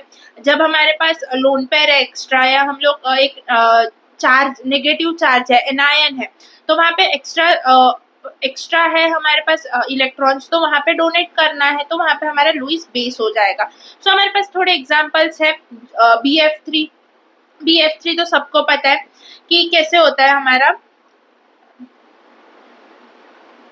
ये हम लोग ने ये एग्जांपल सेम वहां पे पढ़ा था।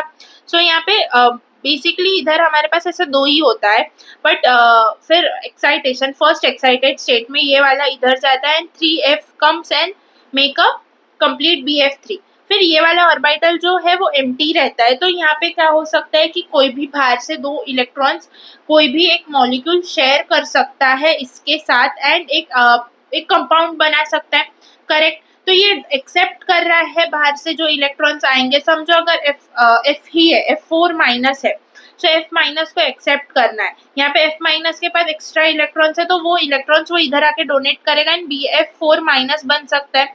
सो BF3 acts as a acid, Lewis acid, correct. फिर NH3 हो गया, NH3 में क्या हो जाता है, हमारे पास एक लोन पेयर एक्स्ट्रा रहता है, करेक्ट, अगर ये याद रहेगा तो 3N आ जाता है, एंड इधर H3 बन जाएगा, ये लोन पेयर एक्स्ट्रा रहता है, सो इसको डोनेट कर देगा, तो किसी के साथ ये अगर लोन पेयर ये इधर डोनेट कर दे, देन भी एक कंपाउंड बन सकता है, करेक्ट। तो NH3 acts as a Lewis base. वैसे ही CH3 प्लस का मतलब है कि ये कैटायन है, करेक्ट, कैटायन है, और CH कार्बन बेसिकली 4 बॉन्ड बनाता है, ये सबको पता है, करेक्ट। तो इधर ये 3 ही बॉन्ड बना रहा है, और ये कैटायन है, मतलब एक इसके पास वेकेंट है, तो यहाँ पे वो एक्सेप्ट कर सकता है, सो ये हमारा बन गया लुईस एसिड, करेक्ट। फिर SF4, अभी SF4 है ना, दोनों कर सकते हैं, लुईस एसिड की तरह भी काम कर सकता है, एंड बेस की तरह भी काम कर सकता है। फॉर एग्जाम्पल SF4 क्या आ जाएगा हमारे पास, इसका कॉन्फ़िगरेशन नॉर्मल में ग्राउंड स्टेट पे ये होता है, करेक्ट, बट एक्साइटेड स्टेट में ये ऐसे जाता है, एंड D वाला ब्लॉक भी होता है इसमें, बिकॉज ये 3rd पीरियड का है, करेक्ट। तो ये इधर बना के ये डोनेट करके एज अ बेस भी काम कर सकता है, या ये वैकेंट में लेके एक एसिड की तरह भी काम कर सकता है, सो ये दोनों की तरह काम कर सकता है, ओके। नेक्स्ट अभी क्वेश्चंस करते हैं। हम लोग ने जो तीनों थियोरीज सीखा ना उसके ऊपर एक बार I summarise all the 3 theories and then हम लोग आगे बढ़ते हैं। फर्स्ट थियोरी था अरेनियस थियोरी। इसमें हम लोग ने बात किया था इज अबाउट की एसिड्स मतलब इधर एक ही चीज पे वैलिड होगा जब सॉल्वेंट हमारा एक्वस है, वाटर एक न्यूट्रल सॉल्वेंट की तरह मानते हैं एंड वाटर को ही लेते हैं। तो जब उसमें एक एसिड डालेंगे तो हमें H+ आयन मिलेगा, बेस डालेंगे तो OH- आयन मिलेगा। करेक्ट। सो यहाँ पे हमारे पास लिमिटेशंस क्या आ गए थे कि सिर्फ ये वाटर के लिए ही वैलिड बता रहे थे। सेकेंड हम लोग को ये बोला कि जहाँ पे हमारे पास H+ और OH- आयंस नहीं है वहाँ पे हम लोग एसिड बेसिक कैरेक्टर्स कैसे बताएंगे। सो वो एक लिमिटेशन आ गया। देन हम लोग ने पढ़ा ब्रॉन्स्टेड-लॉरी थियोरी। वो क्या है, वो सब जितने भी सॉल्वेंट्स है वो सबके लिए वैलिड है। सो एसिड्स का सेम था, जैसे अरेनियस में वाटर में वो H+ आयंस देगा, यहाँ पे वो सब सॉल्वेंट्स में H+ आयंस देगा। सो हम लोग एक लाइन बोलते हैं कि all Arrhenius acids are Bronsted acids but all Bronsted acids are not Arrhenius acids. And bases के लिए यहाँ पे क्या हो जाता है कि ये H+ आयंस को एक्सेप्ट करता है। करेक्ट। तो हम लोग इधर एसिड को प्रोटॉन डोनर बोलते हैं एंड बेसिस को प्रोटॉन एक्सेप्टर बोलते हैं। करेक्ट। जब भी एक एसिड प्रोटॉन डोनेट करेगा मतलब H+ आयन देगा प्लस कुछ दूसरा जो आयन बन रहा है वो क्या बन जाता है, हमारा कॉन्जुगेट बेस बन जाता है एंड फॉर बेसिस क्या हो जाता है, वो कॉन्जुगेट एसिड बन जाता है। देन हम लोग ने with the help of equilibrium constant पूरा कंसेप्ट सीखा। जैसे फॉर एग्जाम्पल जब हमारे पास स्ट्रॉन्गर एसिड है तो हमारा जो कॉन्जुगेट बेस बनेगा वो वीक होगा एंड जब स्ट्रॉन्गर बेस है तो कॉन्जुगेट बेस जब स्ट्रॉन्गर एसिड है तो जो कॉन्जुगेट बेस बनेगा वो वीक होगा एंड जब स्ट्रॉन्गर बेस है तभी कॉन्जुगेट एसिड बनेगा वो वीक होगा एंड वाइस वर्सा, जब वीक होगा तभी स्ट्रॉन्गर कॉन्जुगेट बेस या एसिड जो भी है वो बनेगा। करेक्ट। देन हम लोग ने इधर लिमिटेशन देखा कि जहाँ पे हम लोग H+ आयन को एक्सेप्ट नहीं कर पा रहे, डोनेट नहीं कर पा रहे, वहां पे क्या, तो वो एक लिमिटेशन आ गया जो हमारा लुईस थियोरी ने सॉल्व कर लिया। लुईस थियोरी हमें क्लियरली बताता है जो जहाँ पे हम लोग इलेक्ट्रॉन्स को एक्सेप्ट कर पाए वो हमारे एसिड्स एंड जहाँ पे हम लोग डोनेट कर पाए वो हमारे basis and with the help of examples हम लोग समझ गए। करेक्ट। तो अभी हम लोग आ जाते हैं हमारे क्वेश्चंस पे। ये क्वेश्चन सब आ गए। देन आपका एसिड बेस थियोरी क्लियर हो गया है। ज्यादा ये बहुत छोटा टॉपिक है, इस पे ज्यादा फोकस करने का जरूरत नहीं है। मतलब जितना जो अभी बहुत कंफ्यूजन होता है। Chemistry is all about theories, मैंने रिपीट कर रही हूँ ये चीज फिर से। सो यहाँ पे ये चीज पर कंफ्यूज मत हो कि कौन से थियोरी को सही माने कौन से नहीं। तीनों सब एसिड्स का ये जो 3 पॉइंट है ना वो याद रखना है फॉर एसिड्स एंड बेसिस का ये जो 3 पॉइंट हम लोग ने 3 थियोरीज में सीखा है वो उसके लिए याद रखना है। सो क्वेश्चंस में आपको कुछ ऐसा कंफ्यूजिंग आता नहीं है कि थियोरीज को मिक्स करके कुछ क्वेश्चन नहीं पूछते, डायरेक्ट क्वेश्चन पूछते। सो हम लोग क्वेश्चन देखेंगे, PYQs है इसमें से बहुत सारे। सो यूल गेट इट कि कैसे टाइप का क्वेश्चन आता है। So conjugate base for Bronsted acids. Bronsted acids H2O and HF। Acids में क्या होगा, H+ आयन निकल जाएगा। करेक्ट। सो इधर बन जाएगा OH- एंड इसके लिए बनेगा F-। करेक्ट। तो ऑप्शन चेक करो OH- and F-। C is the correct option. So ये PYQ है। सो देखो कितना इजी है। Next the conjugate acid of O2- is. Conjugate acid मतलब इसका कॉन्जुगेट एसिड मतलब ये बेस की तरह काम कर रहा है, ये एक H को एक्सेप्ट करेगा तो क्या बन जाएगा, OH- बन जाएगा। सो 4 is the correct option. So ये क्वेश्चन देखते हैं। In the reaction NH3 plus H2O gives हमारा NH4 plus and OH-। Correct. So यहाँ पे बोल रहे हैं कि वाटर बिहेव्स एज। वाटर किस तरह बिहेव कर रहा है। सो वाटर में से हम लोग देख पा रहे हैं कि इसने H+ हमारा प्रोटॉन डोनेट किया है। करेक्ट। सो जब भी हमारा देखो अभी हम लोग का water H2O gives H+ plus OH-। Correct. और ये H+ इसने इधर डोनेट कर दिया। करेक्ट। तो ये क्या बन गया, हमारा एसिड बन गया। वैसे ही अगर पूछा रहता कि अमोनिया NH3 बिहेव्स एज क्या, सो NH3 हम लोग देख पा रहे हैं कि इधर NH3 और इधर H+ एक्सेप्ट किया है। करेक्ट। तो ये क्या होगा, बेस हो गया। सो अभी वाटर बिहेव्स एज इधर acid. I hope this is very clear. Okay. Next conjugate base of ये इज। कॉन्जुगेट बेस मतलब ये हमारा एज एसिड काम करेगा, मतलब इधर से H+ निकल जाएगा तो ये क्या बनेगा, CH3 2N H2 NH। Correct. Just NH, क्योंकि इधर ये 3 ये इधर से 2 N इधर से 2 4 बना रहा था मतलब बॉन्ड्स बना रहा था और इसके लिए इधर प्लस साइन आ जाता है। बट जब हम लोग ने एक एच को निकाल दिया देन एन अपने नॉर्मल कोवेलेंसी पे आ गया, दैट इज 3 बॉन्ड बना रहा है, तो उसके लिए वो बहुत इजी होता है। सो इधर से साइन हट जाता है। ये चीज हम लोग ने केमिकल बॉन्डिंग में सीखा हुआ है। So D is the correct option. Next question, which statement is true for the following reaction? हमारा NH3 plus H2O gives H3O plus plus NO3 minus। सो हम लोग क्लियरली देख पा रहे हैं कि H2O में H प्लस ऐड हुआ है, मतलब इसने एक्सेप्ट किया है। तो इधर हमारा H2 क्या एज अ क्या काम करेगा, बेस काम करेगा। एंड इधर NHO3 में से H निकल गया है, वही H2O ने एक्सेप्ट किया है। सो ये एज अ बेस का सॉरी ये एज अ एसिड काम करेगा। करेक्ट। सो अभी ऑप्शंस पढ़ते हैं। So H2O is the conjugate base of NHO3, नहीं। NHO3 is the conjugate acid of H3O plus. So इधर हमारा H प्लस निकल गया। सो ये क्या बन गया, हमारा कॉन्जुगेट बेस बन गया। ये हमारा बन गया conjugate acid. Correct.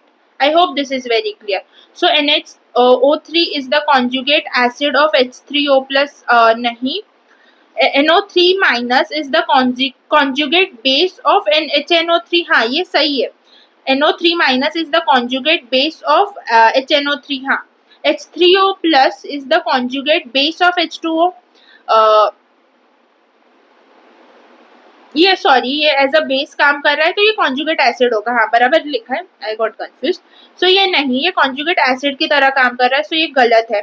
H2O is the conjugate acid of H3O plus, नहीं vice versa, H3O is the conjugate acid of H2O। सो ये भी रॉन्ग है। So B is the correct option.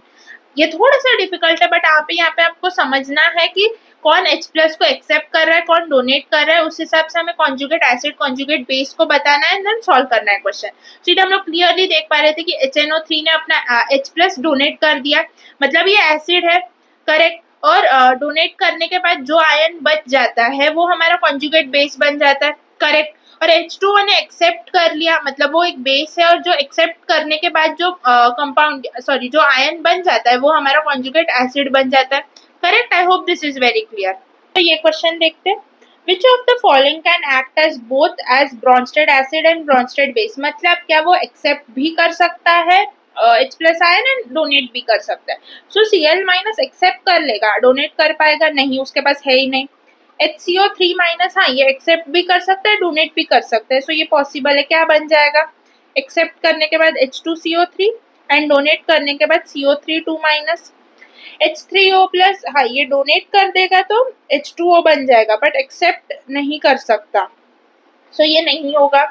Fourth sorry OH minus, ये accept कर लिया तो हमारा बन जाएगा H2O, एंड डोनेट कर दिया तो O2 माइनस बन जाए, सॉरी O2 माइनस बन जाएगा। सो ये भी पॉसिबल है। सो यहाँ पे दो आंसर्स आ जाएंगे, B and D. So B and D. So multiple choice था। Okay. Next question, a strong acid has a weak conjugate base. Correct. So B is the correct option.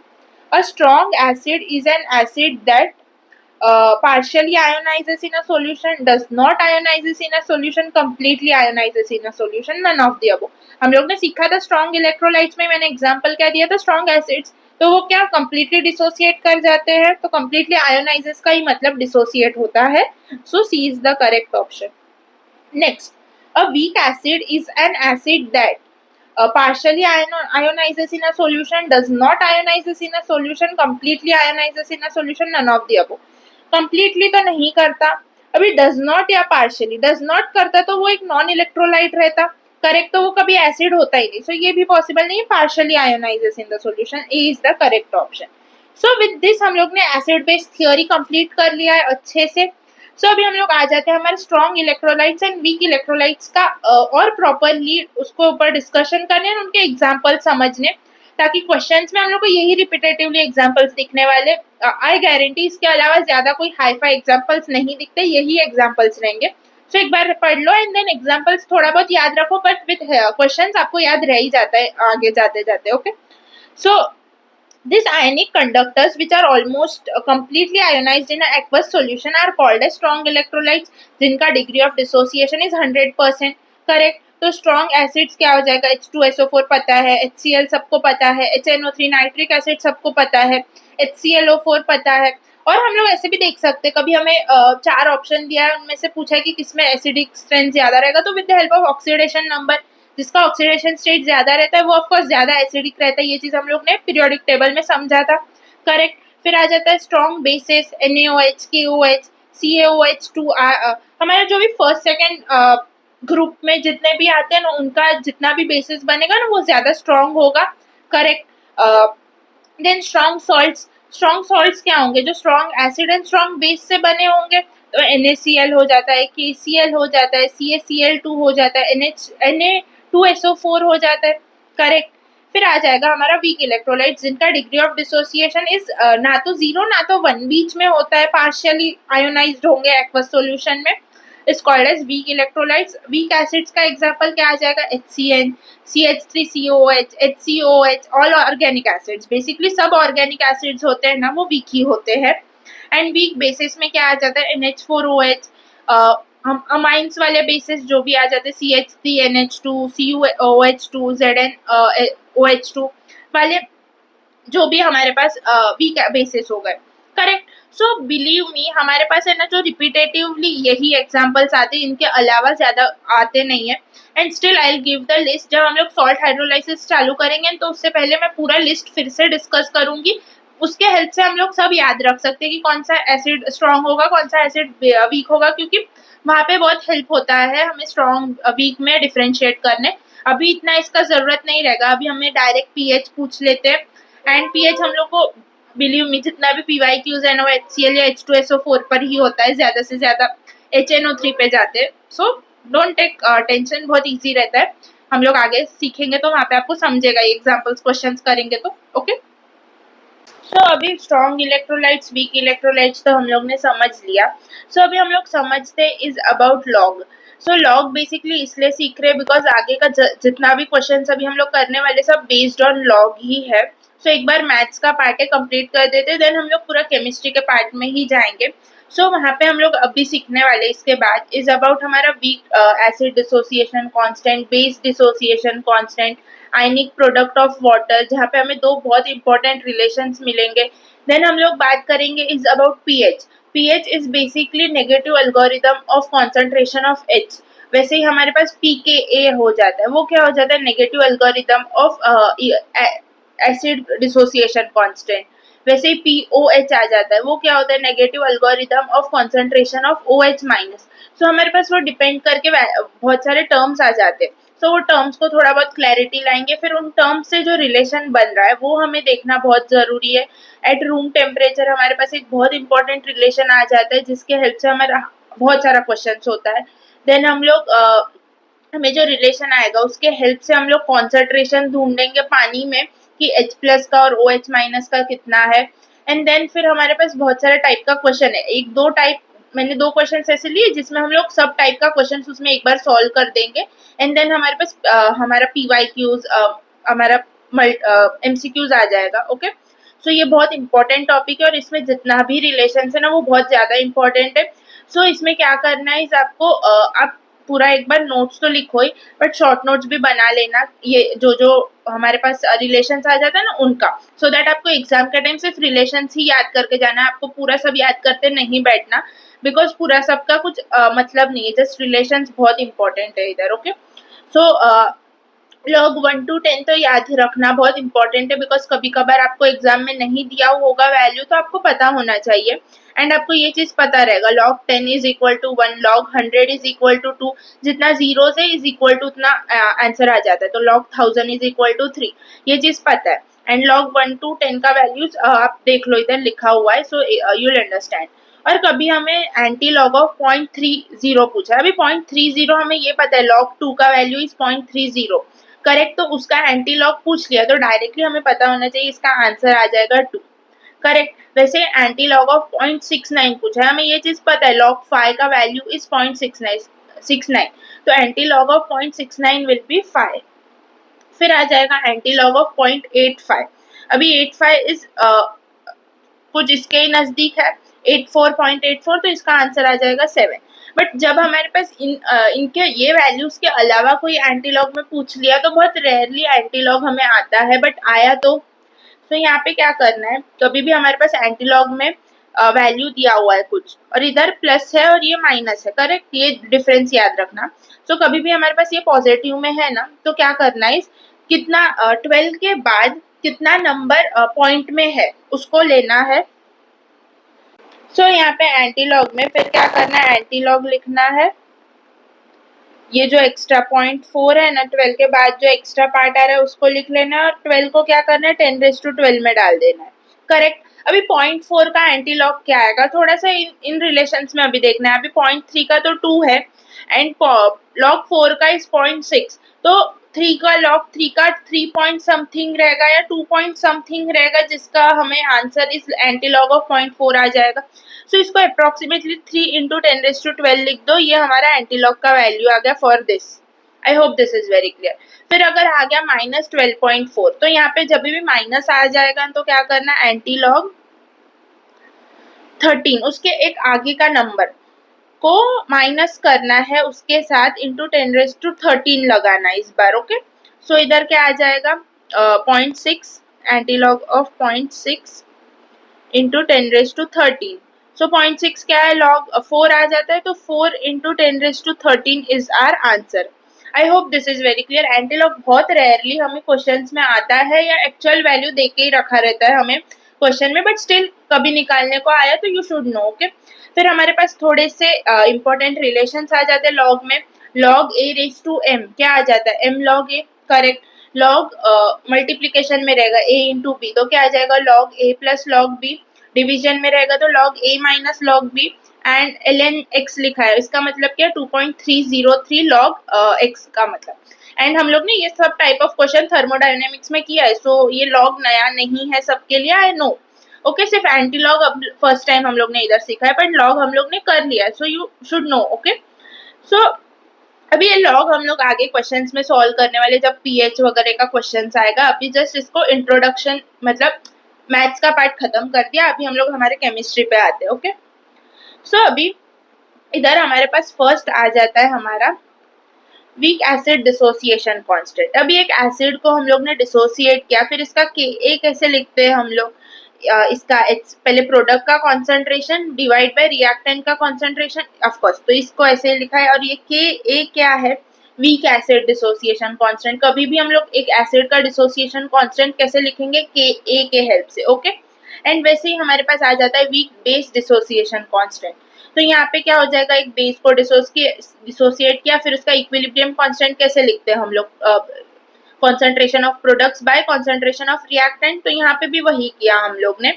और वीक बेस डिसोसिएशन कांस्टेंट है, इसका मतलब इधर Kb आ जाएगा, correct. तो ये terms याद रखना, Ka कहाँ पे यूज करते जब एसिड डिसोसिएशन कांस्टेंट होगा, एंड Kb कहाँ पे यूज करते जब बेस डिसोसिएशन कांस्टेंट होगा। कोई भी चीज किधर भी यूज नहीं किया होगा, क्वेश्चंस में भी आपको अगर Ka देके रखा है ना, इसका मतलब है एसिड डिसोसिएशन कांस्टेंट देके रखा है, ओके। सो ये टर्म्स बहुत इंपॉर्टेंट है।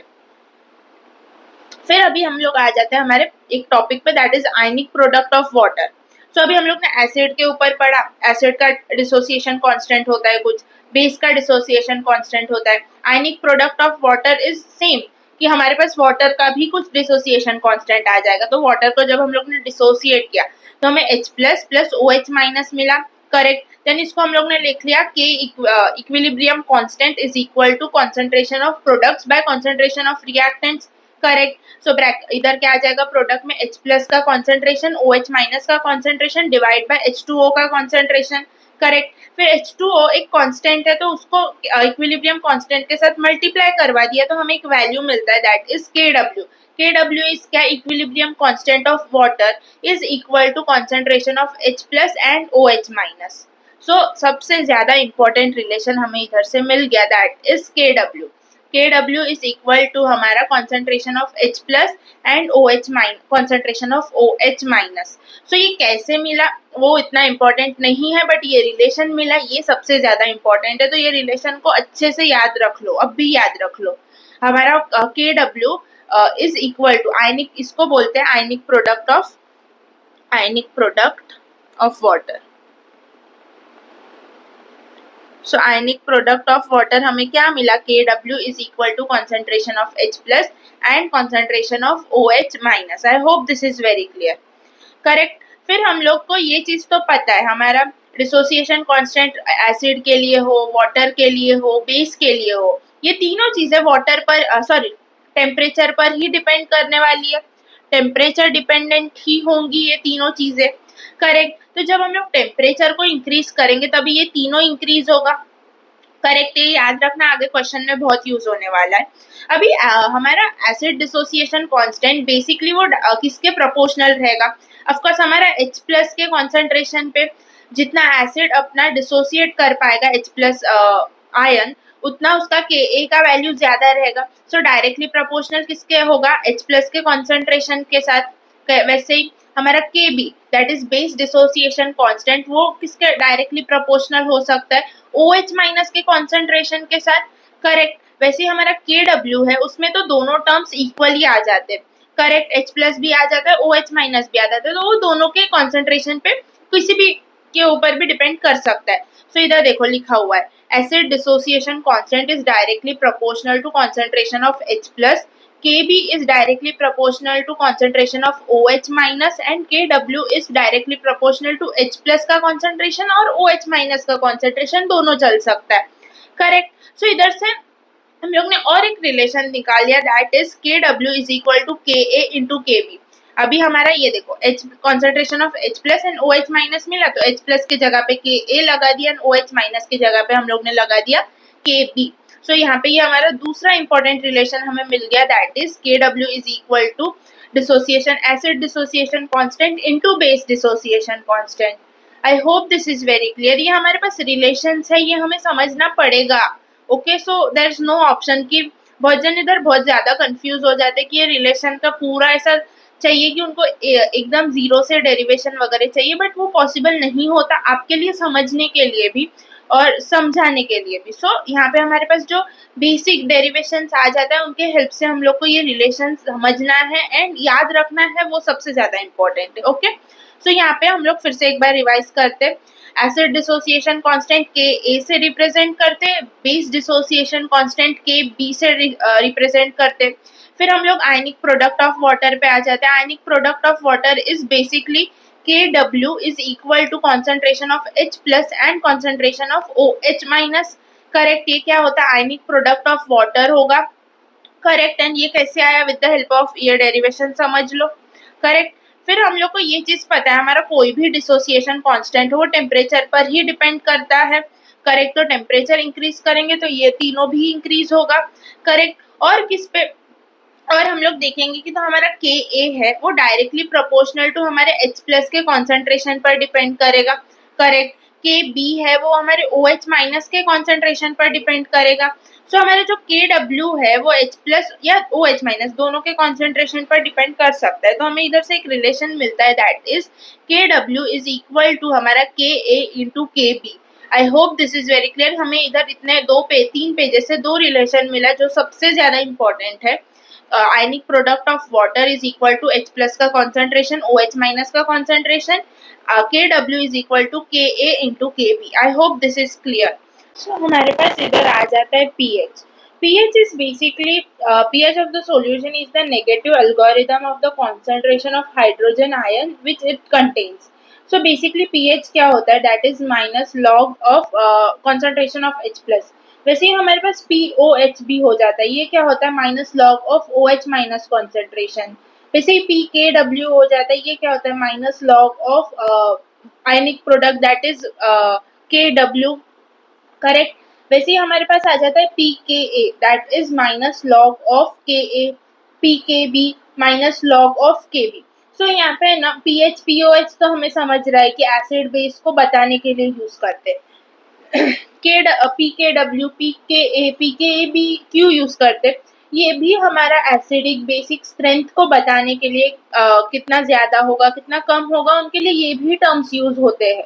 जैसे Ka के भी यूज होते हैं, वैसे ये भी टर्म्स यूज होते हैं। आगे आपको समझेगा, जब रिलेशन हम पढ़ेंगे तभी आपको समझेगा कि कहाँ पे कैसे यूज हो रहे। PKW इसके साथ हमारा इसका जो एडिशन होता है PKW का जो भी वैल्यू होगा वो एसिडिक और बेसिक कैरेक्टर का एडिशन होगा, जिससे हम लोग क्लैरिटी ला पाते हैं कि कितना एसिडिक कैरेक्टर है, कितना बेसिक कैरेक्टर है। सो अभी हम लोग आगे बात करेंगे जब रिलेशंस, तभी और क्लैरिटी आता है। अभी इतना स्ट्रेस मत लो, आगे रिलेशंस लेंगे तभी समझेगा। सो हमें अभी याद क्या रखना है, पीएच कोई भी चीज का pOH, pKa, pKb is basically negative algorithm of वो term. Okay, I hope this is very clear. So ये याद रखना बहुत जरूरी है, 5 चीजें, बिकॉज ये 5 ही टर्म्स हमारे पास है। करेक्ट। फिर जो हम लोग ने फर्स्ट रिलेशन पढ़ा था ना, ionic product of water, that is KW is equal to हमारा concentration of H plus and concentration of OH minus. Correct. तो अभी हम लोग पूरे टर्म को माइनस लॉग से मल्टीप्लाई कर सकते हैं क्या? कर सकते, कर दो। Minus log of KW is equal to minus log of H plus concentration plus minus log of OH minus concentration. अभी मुझे बताओ माइनस लॉग ऑफ KW क्या आ गया था हमारे पास? PKW। Correct. Minus log of H plus क्या आ गया था हमारे पास? PH आ गया था। करेक्ट।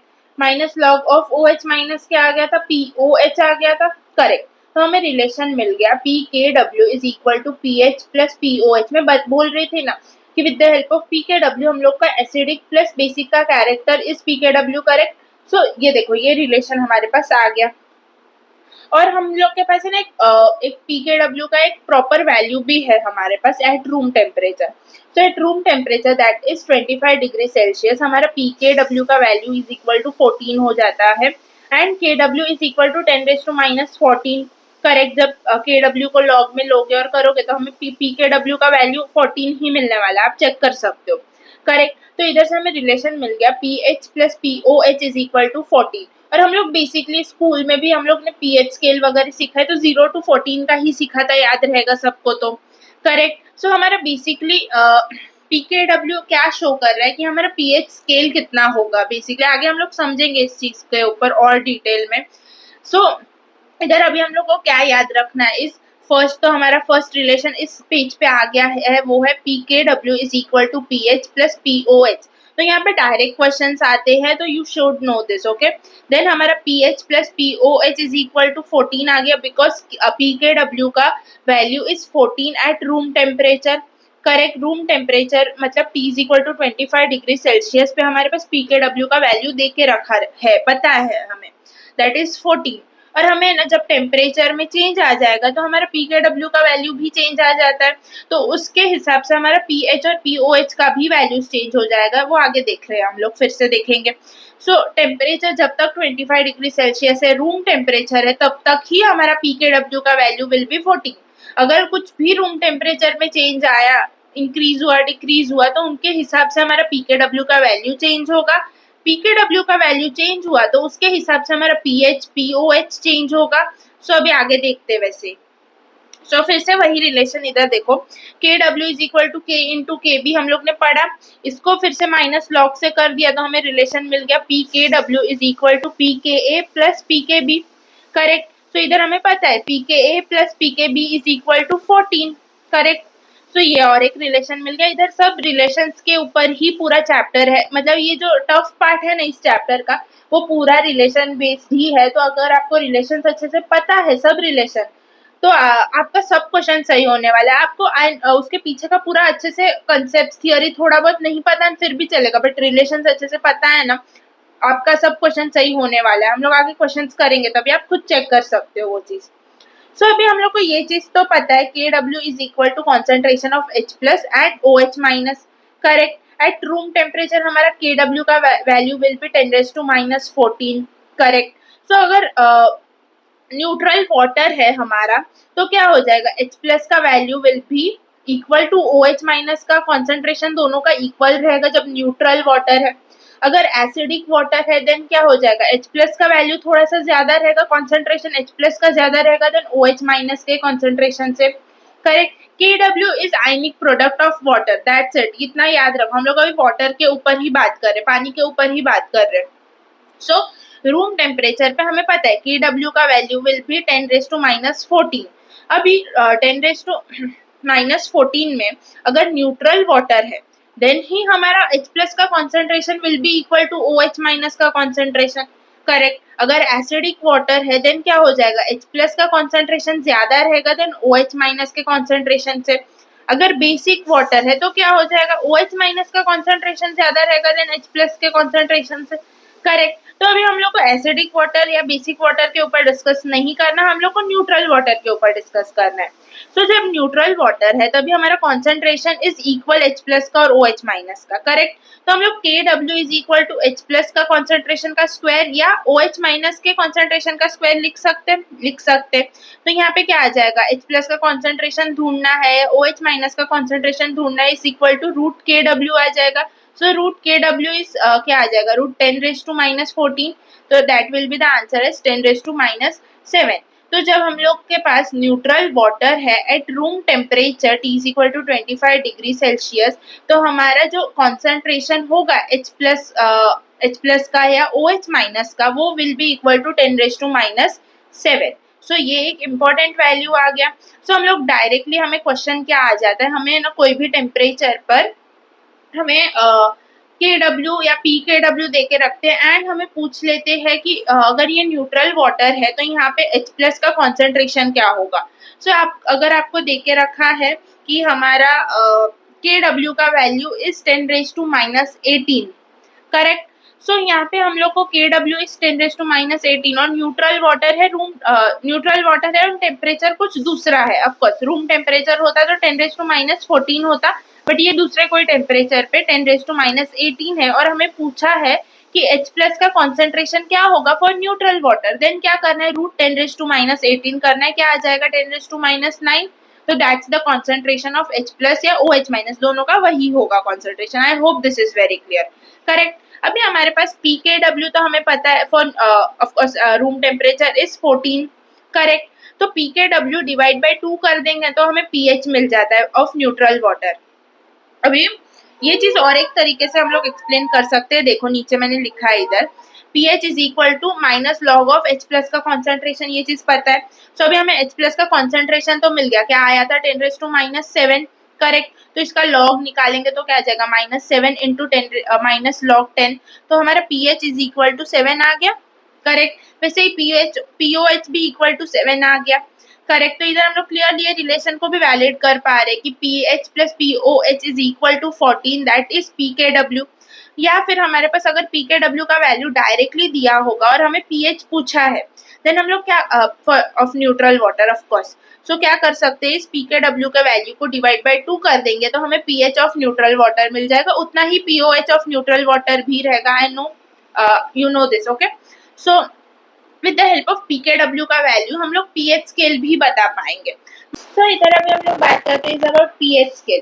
pH स्केल कहाँ से होता है, 0 से PKW तक हमारा जो रहेगा उसको हम लोग pH स्केल बोलेंगे। फॉर एग्जाम्पल अभी हम लोग के पास PKW का वैल्यू फॉर हमारा रूम टेम्परेचर इज 14, तो हमारा जो pH स्केल होगा वो कहाँ से 0 से 14 होगा।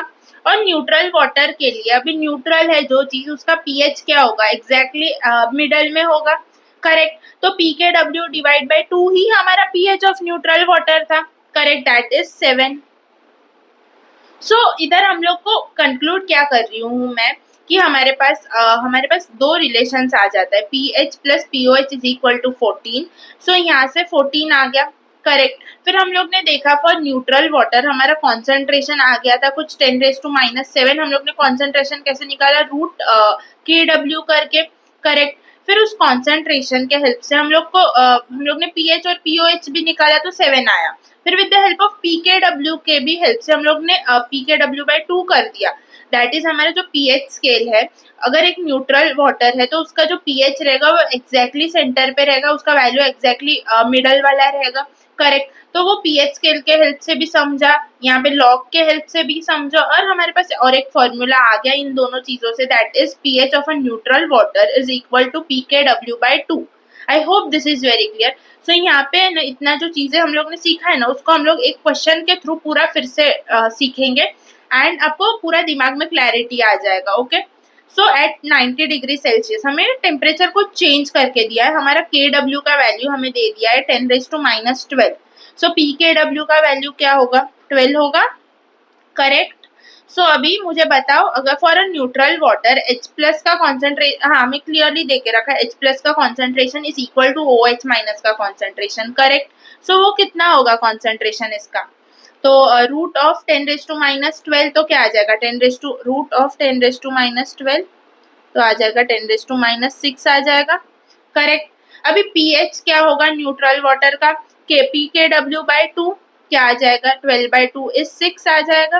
करेक्ट। टेम्परेचर क्या होगा, इधर अभी हम लोग को टेम्परेचर तो 90 डिग्री सेल्सियस है, आई नो। अभी हमारा जब T is equal to 25 degree Celsius था तो हमारा पी के डब्ल्यू का वैल्यू वॉज 14, पर जब, या ऐसे भी लिख सकते के डब्ल्यू वॉज 10⁻⁻14, जब के डब्ल्यू हमारा इज इक्वल टू 10⁻⁻12 हो गया, मतलब क्या इंक्रीज हुआ। करेक्ट। -14 से -12 में जाएगा, माइनस रहेगा, इसका मतलब ये इंक्रीज हुआ, ये वैल्यू ज्यादा है तो हमारा टेम्परेचर भी इधर इंक्रीज होगा।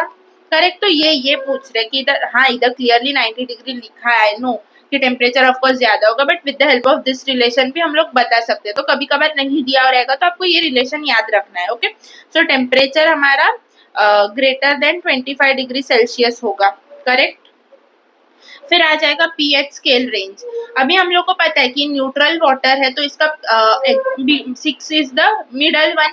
करेक्ट। 6 पे ये न्यूट्रल है तो 0 से 6 ये एसिडिक रहेगा, 6 से 12 ये बेसिक रहेगा, तो 0 से 12 is our pH scale. Correct. So 0 to 12। I hope this is very clear. इसके हेल्प से हम लोग ने जितना स्टार्टिंग से सीखा है ना वो सब क्लियर हो गया रहेगा। फिर और एक है इधर, जब हमारा देके रखा है pH of neutral water is 8 देके रखा है हमें। करेक्ट। सो यहाँ पे हमारा के डब्ल्यू क्या आ जाएगा, pH of neutral water is 8, मतलब हमारा P K W divide by 2 is equal to 8, तो पी के डब्ल्यू का वैल्यू इज हमारा 16। करेक्ट। सो के डब्ल्यू क्या रहेगा 10⁻⁻16, तो इनका कॉन्सेंट्रेशन क्या आ जाएगा 10⁻⁸ आ जाएगा। सो pH of neutral water is 8 देके ही रखा है ऑफकोर्स। तो टेम्परेचर इधर क्या आ जाएगा, सो 10⁻⁻16 हमारा कम हो रहा है value, T is equal to 25, यहाँ पे के डब्ल्यू इज इक्वल टू 10⁻⁻14, 10⁻⁻16 मतलब वैल्यू डिक्रीज हो रहा है, मतलब टेम्परेचर भी डिक्रीज हुआ रहेगा। करेक्ट।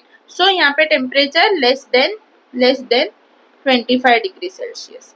अभी पीएच स्केल रेंज क्या आ जाएगा हमारा, अभी न्यूट्रल वाटर इज एट 8, मतलब क्या 0 से 8 विल बी हमारा एसिडिक, 8 से 16 विल बी हमारा basic, so 0 to 16। So I hope this is very clear. अभी हम लोग क्वेश्चंस करते हैं, एक बार पूरा फिर से रिवाइज कर देते ताकि और क्लैरिटी आए। एक पेज ले लेते हैं। करेक्ट। फर्स्ट रिलेशन हम लोग ने क्या समझा, K W is equal to concentration of H plus OH minus ion, फिर K W is equal to K A into K B. Correct. फिर हम लोग ने समझा कि P H plus POH is equal to हमारा P K W, and at room temperature, basically हम लोग का जितना भी बात होता है ना वो रूम टेम्परेचर पर ही होता है, अगर स्पेसिफिकली टेम्परेचर बदल के या के डब्ल्यू बदल के नहीं दिया तब तक। Okay. So room temperature 25 degree Celsius पे P K W is equal to 14 and K W is equal to 10⁻⁻14, ये कैलकुलेटेड है ऑलरेडी और हमें एनसीईआरटी में भी देख के रखा है। सो हमारा पी एच प्लस POH का वैल्यू इज इक्वल टू आ जाता है 14। करेक्ट। और अगर हमारा अभी न्यूट्रल वाटर है, करेक्ट, सो H प्लस का न्यूट्रल में क्या हो जाएगा, H प्लस का कॉन्सेंट्रेशन जो रहेगा वो OH माइनस के कॉन्सेंट्रेशन के इक्वल हो जाएगा। करेक्ट। तो with the help of this इसको इक्वल करके हम लोग को इसका कॉन्सेंट्रेशन मिल गया, दैट इज रूट के डब्ल्यू क्या आ गया था 10⁻⁻7 आ गया था। करेक्ट। 10⁻⁻7 के हेल्प से हम लोग ने पीएच निकाला, पीएच कितना आ गया था 7, POH भी कितना आ गया था 7। सो इधर से हम लोग ये रिलेशन पीएच प्लस POH से ये रिलेशन भी वैलिड कर पा रहे थे। करेक्ट। देन हम लोग ने देखा कि हमारा न्यूट्रल वाटर के लिए जब हमारे पास रूम टेम्परेचर है तो पीएच कितना आ रहा है, P K W divide by 2 के इक्वल आ रहा है। करेक्ट। तो हमें इधर से और एक फॉर्मूला मिल गया, that is pH is equal to P K W by 2 for neutral water. Okay, for neutral water, ये याद रखना वरना वैलिड नहीं होगा। फिर हम लोग with the help of this ऐसे भी देख सकते हैं कि पीएच 7 तक है, POH 7 तक है, मतलब क्या 7 पे न्यूट्रल है हमारा पानी। करेक्ट। 7 पे न्यूट्रल है मतलब 0 से 7 हमारा एसिडिक रहेगा और फिर उतना ही नंबर 7 से 14 हमारा बेसिक रहेगा। सो 0 to PKW हम लोग बोल सकते हैं हमारा पीएच स्केल बन गया। Correct. So I hope this is very clear. हाँ, यहाँ पे पूरा जितना हम लोग ने इतना ऊपर से पढ़ा है सब इधर लिख दिया है। सो अगर आपको ये चीज आ गया देन आपका पूरा चैप्टर मतलब पूरा इंपॉर्टेंट एक टॉपिक जो है जो सबसे ज्यादा डिफिकल्ट लगता है वो हो गया। आई hope this is very clear. And फिर अगर टेम्परेचर वगैरह चेंज किया तो उस हिसाब से कैसे आंसर्स करना है हम लोग ने इधर देखा ही। तो अभी हम लोग क्वेश्चंस करते हैं ताकि और क्लैरिटी आ जाए। At 90 degrees Celsius, pure water has H3O plus का concentration as 10 raised to minus 6 mole per liter. What is the value of Kw at 90 degrees Celsius? So Kw का वैल्यू पूछा है। अभी इधर से हम लोग क्लियरली बोल सकते हैं H प्लस का concentration is equal to root Kw होता है हमारा, करेक्ट। सो ये कितना देके रखा है 10 रेज टू माइनस 6। सो इसको स्क्वायर कर देंगे तो हमें Kw का वैल्यू मिल जाएगा, that is 10 raise to minus 12। So अभी ये डायरेक्टली विदाउट ये सब करे भी हम लोग कर सकते हैं अगर आपको कंसेप्ट समझ गया है तो। Okay, next Kw for water is 9.62 into 10 raised to minus 14 at 60 degrees Celsius. The pH of water at this temperature is, so हमें Kw का वैल्यू दे के रखा और pH का वैल्यू पूछा है। So with the help of Kw first तो हम लोग को H प्लस का कॉन्सेंट्रेशन निकालना पड़ेगा। ऑफकोर्स इधर कुछ नहीं दिया, इसका मतलब हमें न्यूट्रल वाटर ही लेना है, करेक्ट। सो यहाँ पे क्या आ जाएगा, रूट ऑफ Kw करेंगे तो हमें H प्लस के कॉन्सेंट्रेशन का वैल्यू मिल जाएगा। तो क्या आएगा 9.6 इंटू 10 रेज टू माइनस 14। सो इसका है ना कुछ रूट 3.1 आ जाता था, 10 raise to minus sorry root हट जाएगा, I am so sorry, is equal to 3.1 into 10 raise to minus 7 आ गया था, करेक्ट। सो अभी इसको pH निकालना है तो क्या करना है, minus of log of H plus का कॉन्सेंट्रेशन, करेक्ट। तो इधर minus log 3.1 into 10 raise to minus 7 कर देंगे। सो ये कैसे सॉल्व करते हैं अभी, फर्स्ट इसका लॉग 3.1 कितना आ जाएगा हमारा, 3 का लॉग इज 0.47 तो 0.5 समथिंग ले लेते हैं, माइनस 0.5 इंटू ये log into 10 raise to minus 7, ये क्या आ जाएगा माइनस 7 इंटू माइनस लॉग 10 तो आ जाएगा बेसिकली 10 रेज माइनस 7 जितना आ जाएगा, सॉरी प्लस 7 आ जाएगा इधर। तो ये कुछ 6.5 के जितना हमारा वैल्यू आ जाएगा। So A is the correct option. So I hope ये आपको समझा रहेगा। थोड़ा कैलकुलेशन वाइज थोड़ा सा टफ है बट विद प्रैक्टिस आपको ये सब चीजें आ जाती है। Okay, next the ionization constant of water at 60 degree Celsius is 1 into 10 raise to minus 13। Okay, तो Kw का वैल्यू हमें दे के रखा है 10 raise to minus 13। What is the pH of pure water at this temperature, pure water पूछा है, correct. तो Kw के हेल्प से प्लस तो हमें फर्स्ट तो हमें H प्लस का कॉन्सेंट्रेशन निकालना पड़ेगा, क्या आ जाता है H प्लस का कॉन्सेंट्रेशन 10 रेज टू 6.5 आ जाएगा, minus 6.5, correct. What is the pH, अभी pH ढूंढना है तो pH इज इक्वल टू आ जाएगा हमारा 6.5। So B is the correct option. So very easy. अभी हम लोग ने इतना सब टाइप ऑफ क्वेश्चन ऊपर हम लोग ने देखा है एग्जाम्पल्स के थ्रू भी। सो ये बहुत इजी है, जस्ट आपको क्लैरिटी लाना है माइंड में कि हम लोग को जो वैल्यूज है ना pH इज इक्वल टू, अभी देखो हम लोग ने इतना सब क्वेश्चन किया उसमें हम लोग ने देखा रहेगा कि log 10 raise to log minus 7 आ गया तो उसका जब हम लोग सॉल्व करते हैं तो 7 ही आने वाला है हमारा आंसर। अभी minus 7 is equal to minus log 10 आ जाता है तो लॉग 10 का वैल्यू इज 1 तो माइनस माइनस हट जाके 7 आ जाता है। तो with the help of that अभी हम लोग को समझ जाना चाहिए कि अभी 10 रेज टू माइनस 6.5 आया तो ऑफकोर्स उसका pH विल बी 6.5, करेक्ट। वो कैलकुलेशन तो सेम ही रहता है ना। I hope this is clear. If hydrogen ion concentration in a solution is 10 raise to minus 5, calculate the concentration of OH minus ion in this solution. Kw हमें देके रखा है 10 रेज टू माइनस 14।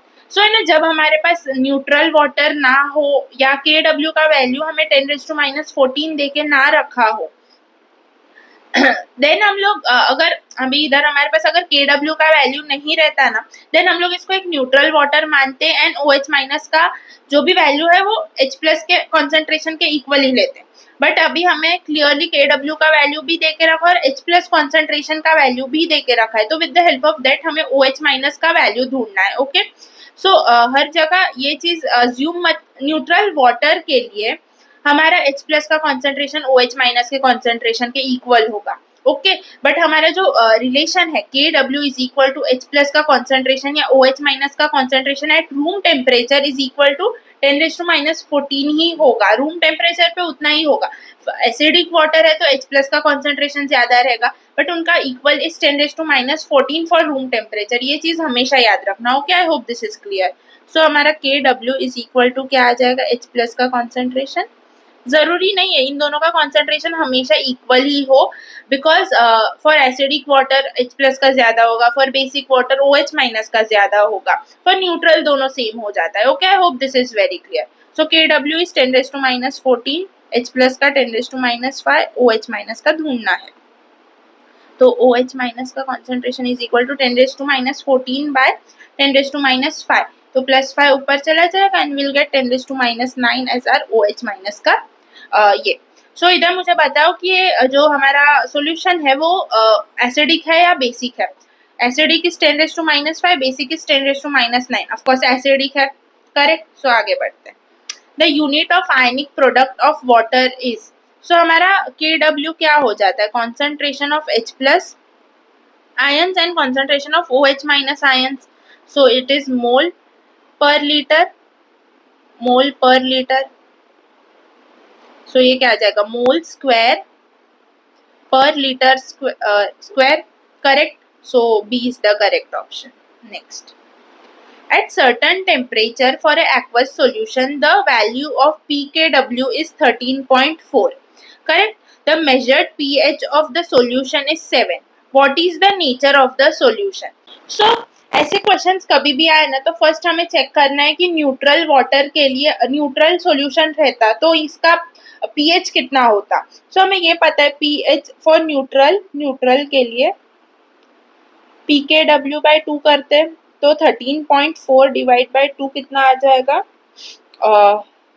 6.7 आ जाएगा, correct.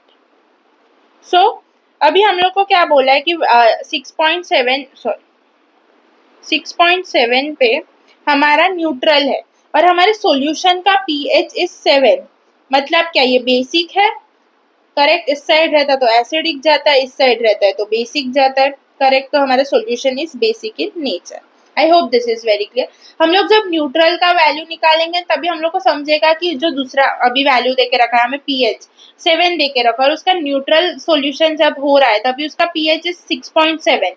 तो यहाँ पे जो हमारा सॉल्यूशन मिल रहा है हमें वो बेसिक है, हम लोग इससे अंदाज लगा सकते हैं। अगर वैल्यू अभी हमारे पास सॉल्यूशन का वैल्यू वॉज 6.2 तो हम लोग इधर बोल देंगे कि हमारा न्यूट्रल तो 6.7 पे आ रहा है बट ये सॉल्यूशन का वैल्यू इज 6.2, देन ये solution is acidic. I hope this is very clear. Neutral पे हमारा एसिडिक और बेसिक दोनों कैरेक्टर इक्वल हो जाता है इसलिए वो न्यूट्रल हो जाता है। आई hope this is very clear.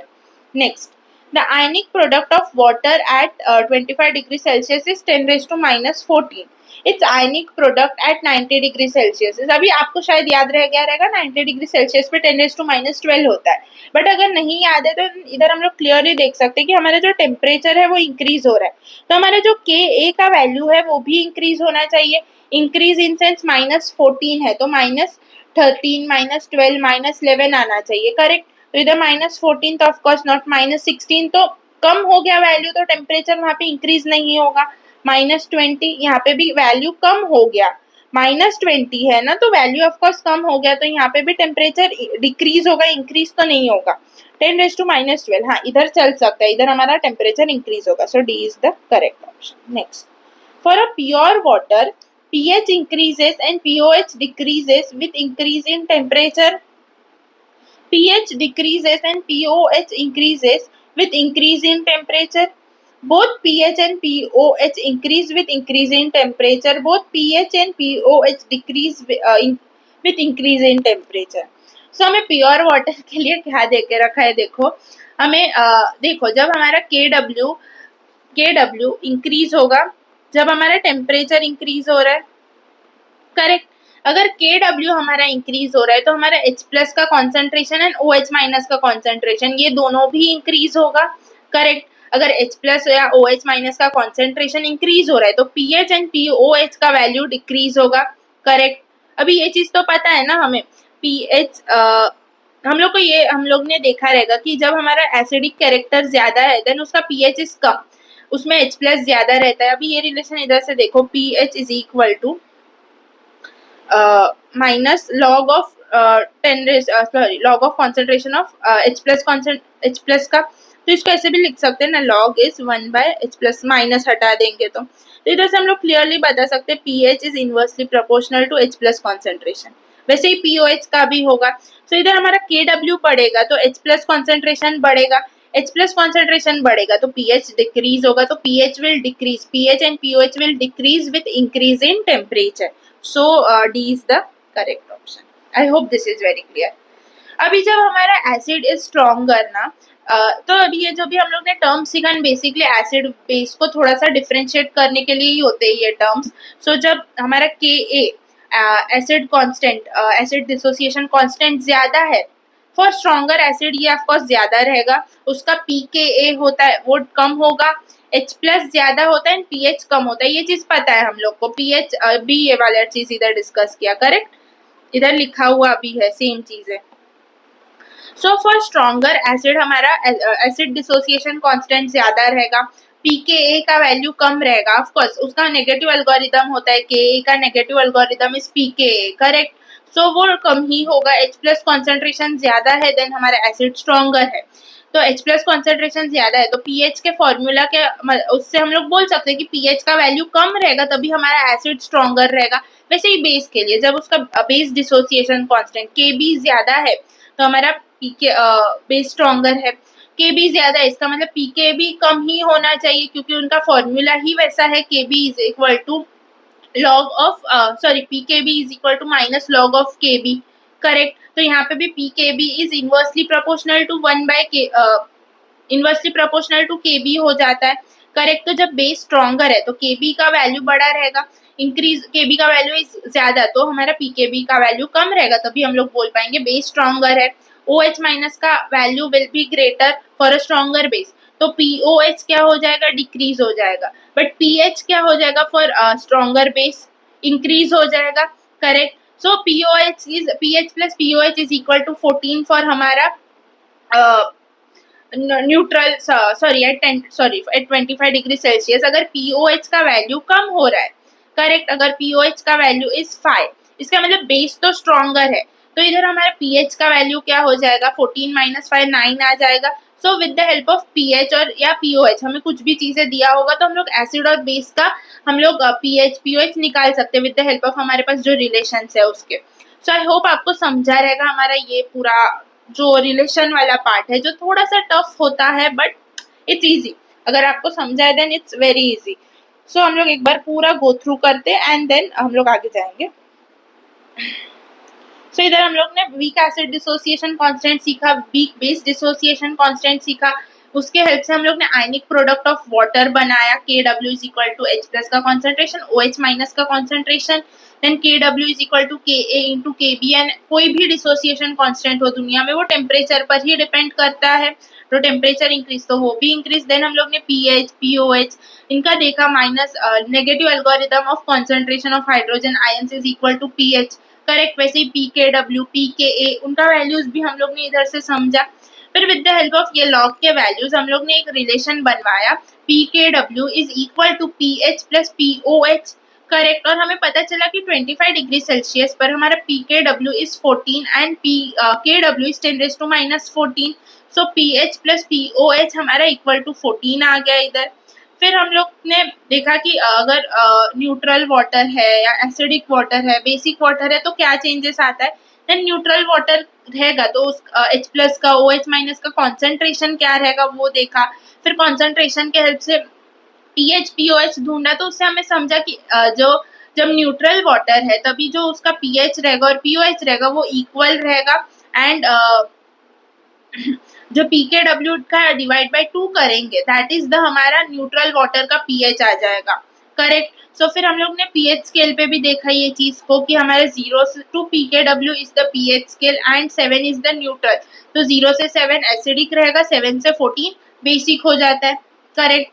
फिर हम लोग ने दूसरे टेम्परेचर पर हम लोग ने चेक किया सेम चीज़ों को, हम लोग ने फिर से वही चीज़ें हम लोग ने क्वेश्चन की, करेक्ट, आंसर किया बेसिकली एट डिफरेंट टेम्परेचर, फिर एक बार पूरा गो थ्रू किया था एंड देन क्वेश्चंस किया था। एंड आई होप सब समझा रहेगा क्योंकि बहुत इजी टॉपिक है, जस्ट आपको समझना है अच्छे से, उसको अच्छे से समझो, जितना रिलेशन से उसको समझो, जितना क्वेश्चन इधर करवाया उतना करो, बस है, ये टॉपिक आपका हो गया, इसमें आपको सब क्वेश्चंस आने वाला है। ओके, सो अभी हम लोग आज का पार्ट यहाँ पे ही एंड कर रहे हैं। आज के पार्ट में हम लोग ने एसिड बेसिस थियोरी समझा एंड हमारा जो रिलेशन वाला पार्ट आ जाता है कि आयनिक प्रोडक्ट, पीएच, पीओएच, हम लोग ने लॉग को पूरा रिवाइज कर लिया एंड हम लोग ने पीएच, पीओएच, पीकेडब्ल्यू, इन सब पे जितना भी क्वेश्चंस आता है, जितना भी पॉसिबल कंसेप्ट है, वो सब कर लिया है आज के पार्ट में। एंड सेकेंड पार्ट में हम लोग बात करेंगे is about pH calculations and salt hydrolysis, because ये चैप्टर थोड़ा सा बड़ा है एंड इसमें क्वेश्चन प्रैक्टिस बहुत इंपॉर्टेंट है, बिकॉज इसके कंसेप्ट थोड़े से कॉम्प्लेक्स हो जाते हैं। सो इसलिए ये वाला चैप्टर हम लोग 3 पार्ट में कवर करने वाले। फर्स्ट पार्ट में हम लोग ने आज जो कवर किया वो, सेकेंड पार्ट में will gonna cover about pH calculations and हमारा salt hydrolysis, and third part में buffer solutions and solubility product, and third part में क्वेश्चंस थोड़ा मिक्स में सॉल्व करवाएंगे, लाइक स्टार्टिंग से एंड में मिक्स क्वेश्चंस, ताकि क्लैरिटी आए कि कहाँ पे क्या कंसेप्ट लगाना है, कहाँ पे क्या कंसेप्ट लगाना है। सो आई होप आज के पार्ट में आपको सब समझा होगा। सो कुछ भी डाउट है तो you can message me on Telegram या यूट्यूब पे कमेंट कर दो या फिर आप इंस्टा पर डीएम कर दो, बट लेट मी नो कि क्या प्रॉब्लम्स है, so that I can solve that and next part में वो चीज़ें फिर से कवर हो सके। सो प्लीज़ लेट मी नो, कोई भी टॉपिक अगर नहीं समझा या कोई भी टॉपिक बाय चांस रह गया रहेगा, so please let me know about it. So till then bye bye, will meet you in the next part. Next part कल ही आ जाएगा, सो डोंट वरी, ये चैप्टर हम लोग 3-4 दिन में कवर कर देंगे। एंड प्लीज़ ये चैप्टर थोड़ा सा टफ है, सो अच्छे से करना, अच्छे से सॉल्व करो, क्वेश्चन सॉल्व करो एंड कंसेप्ट जो है वो समझने का कोशिश करो। सो बाय बाय।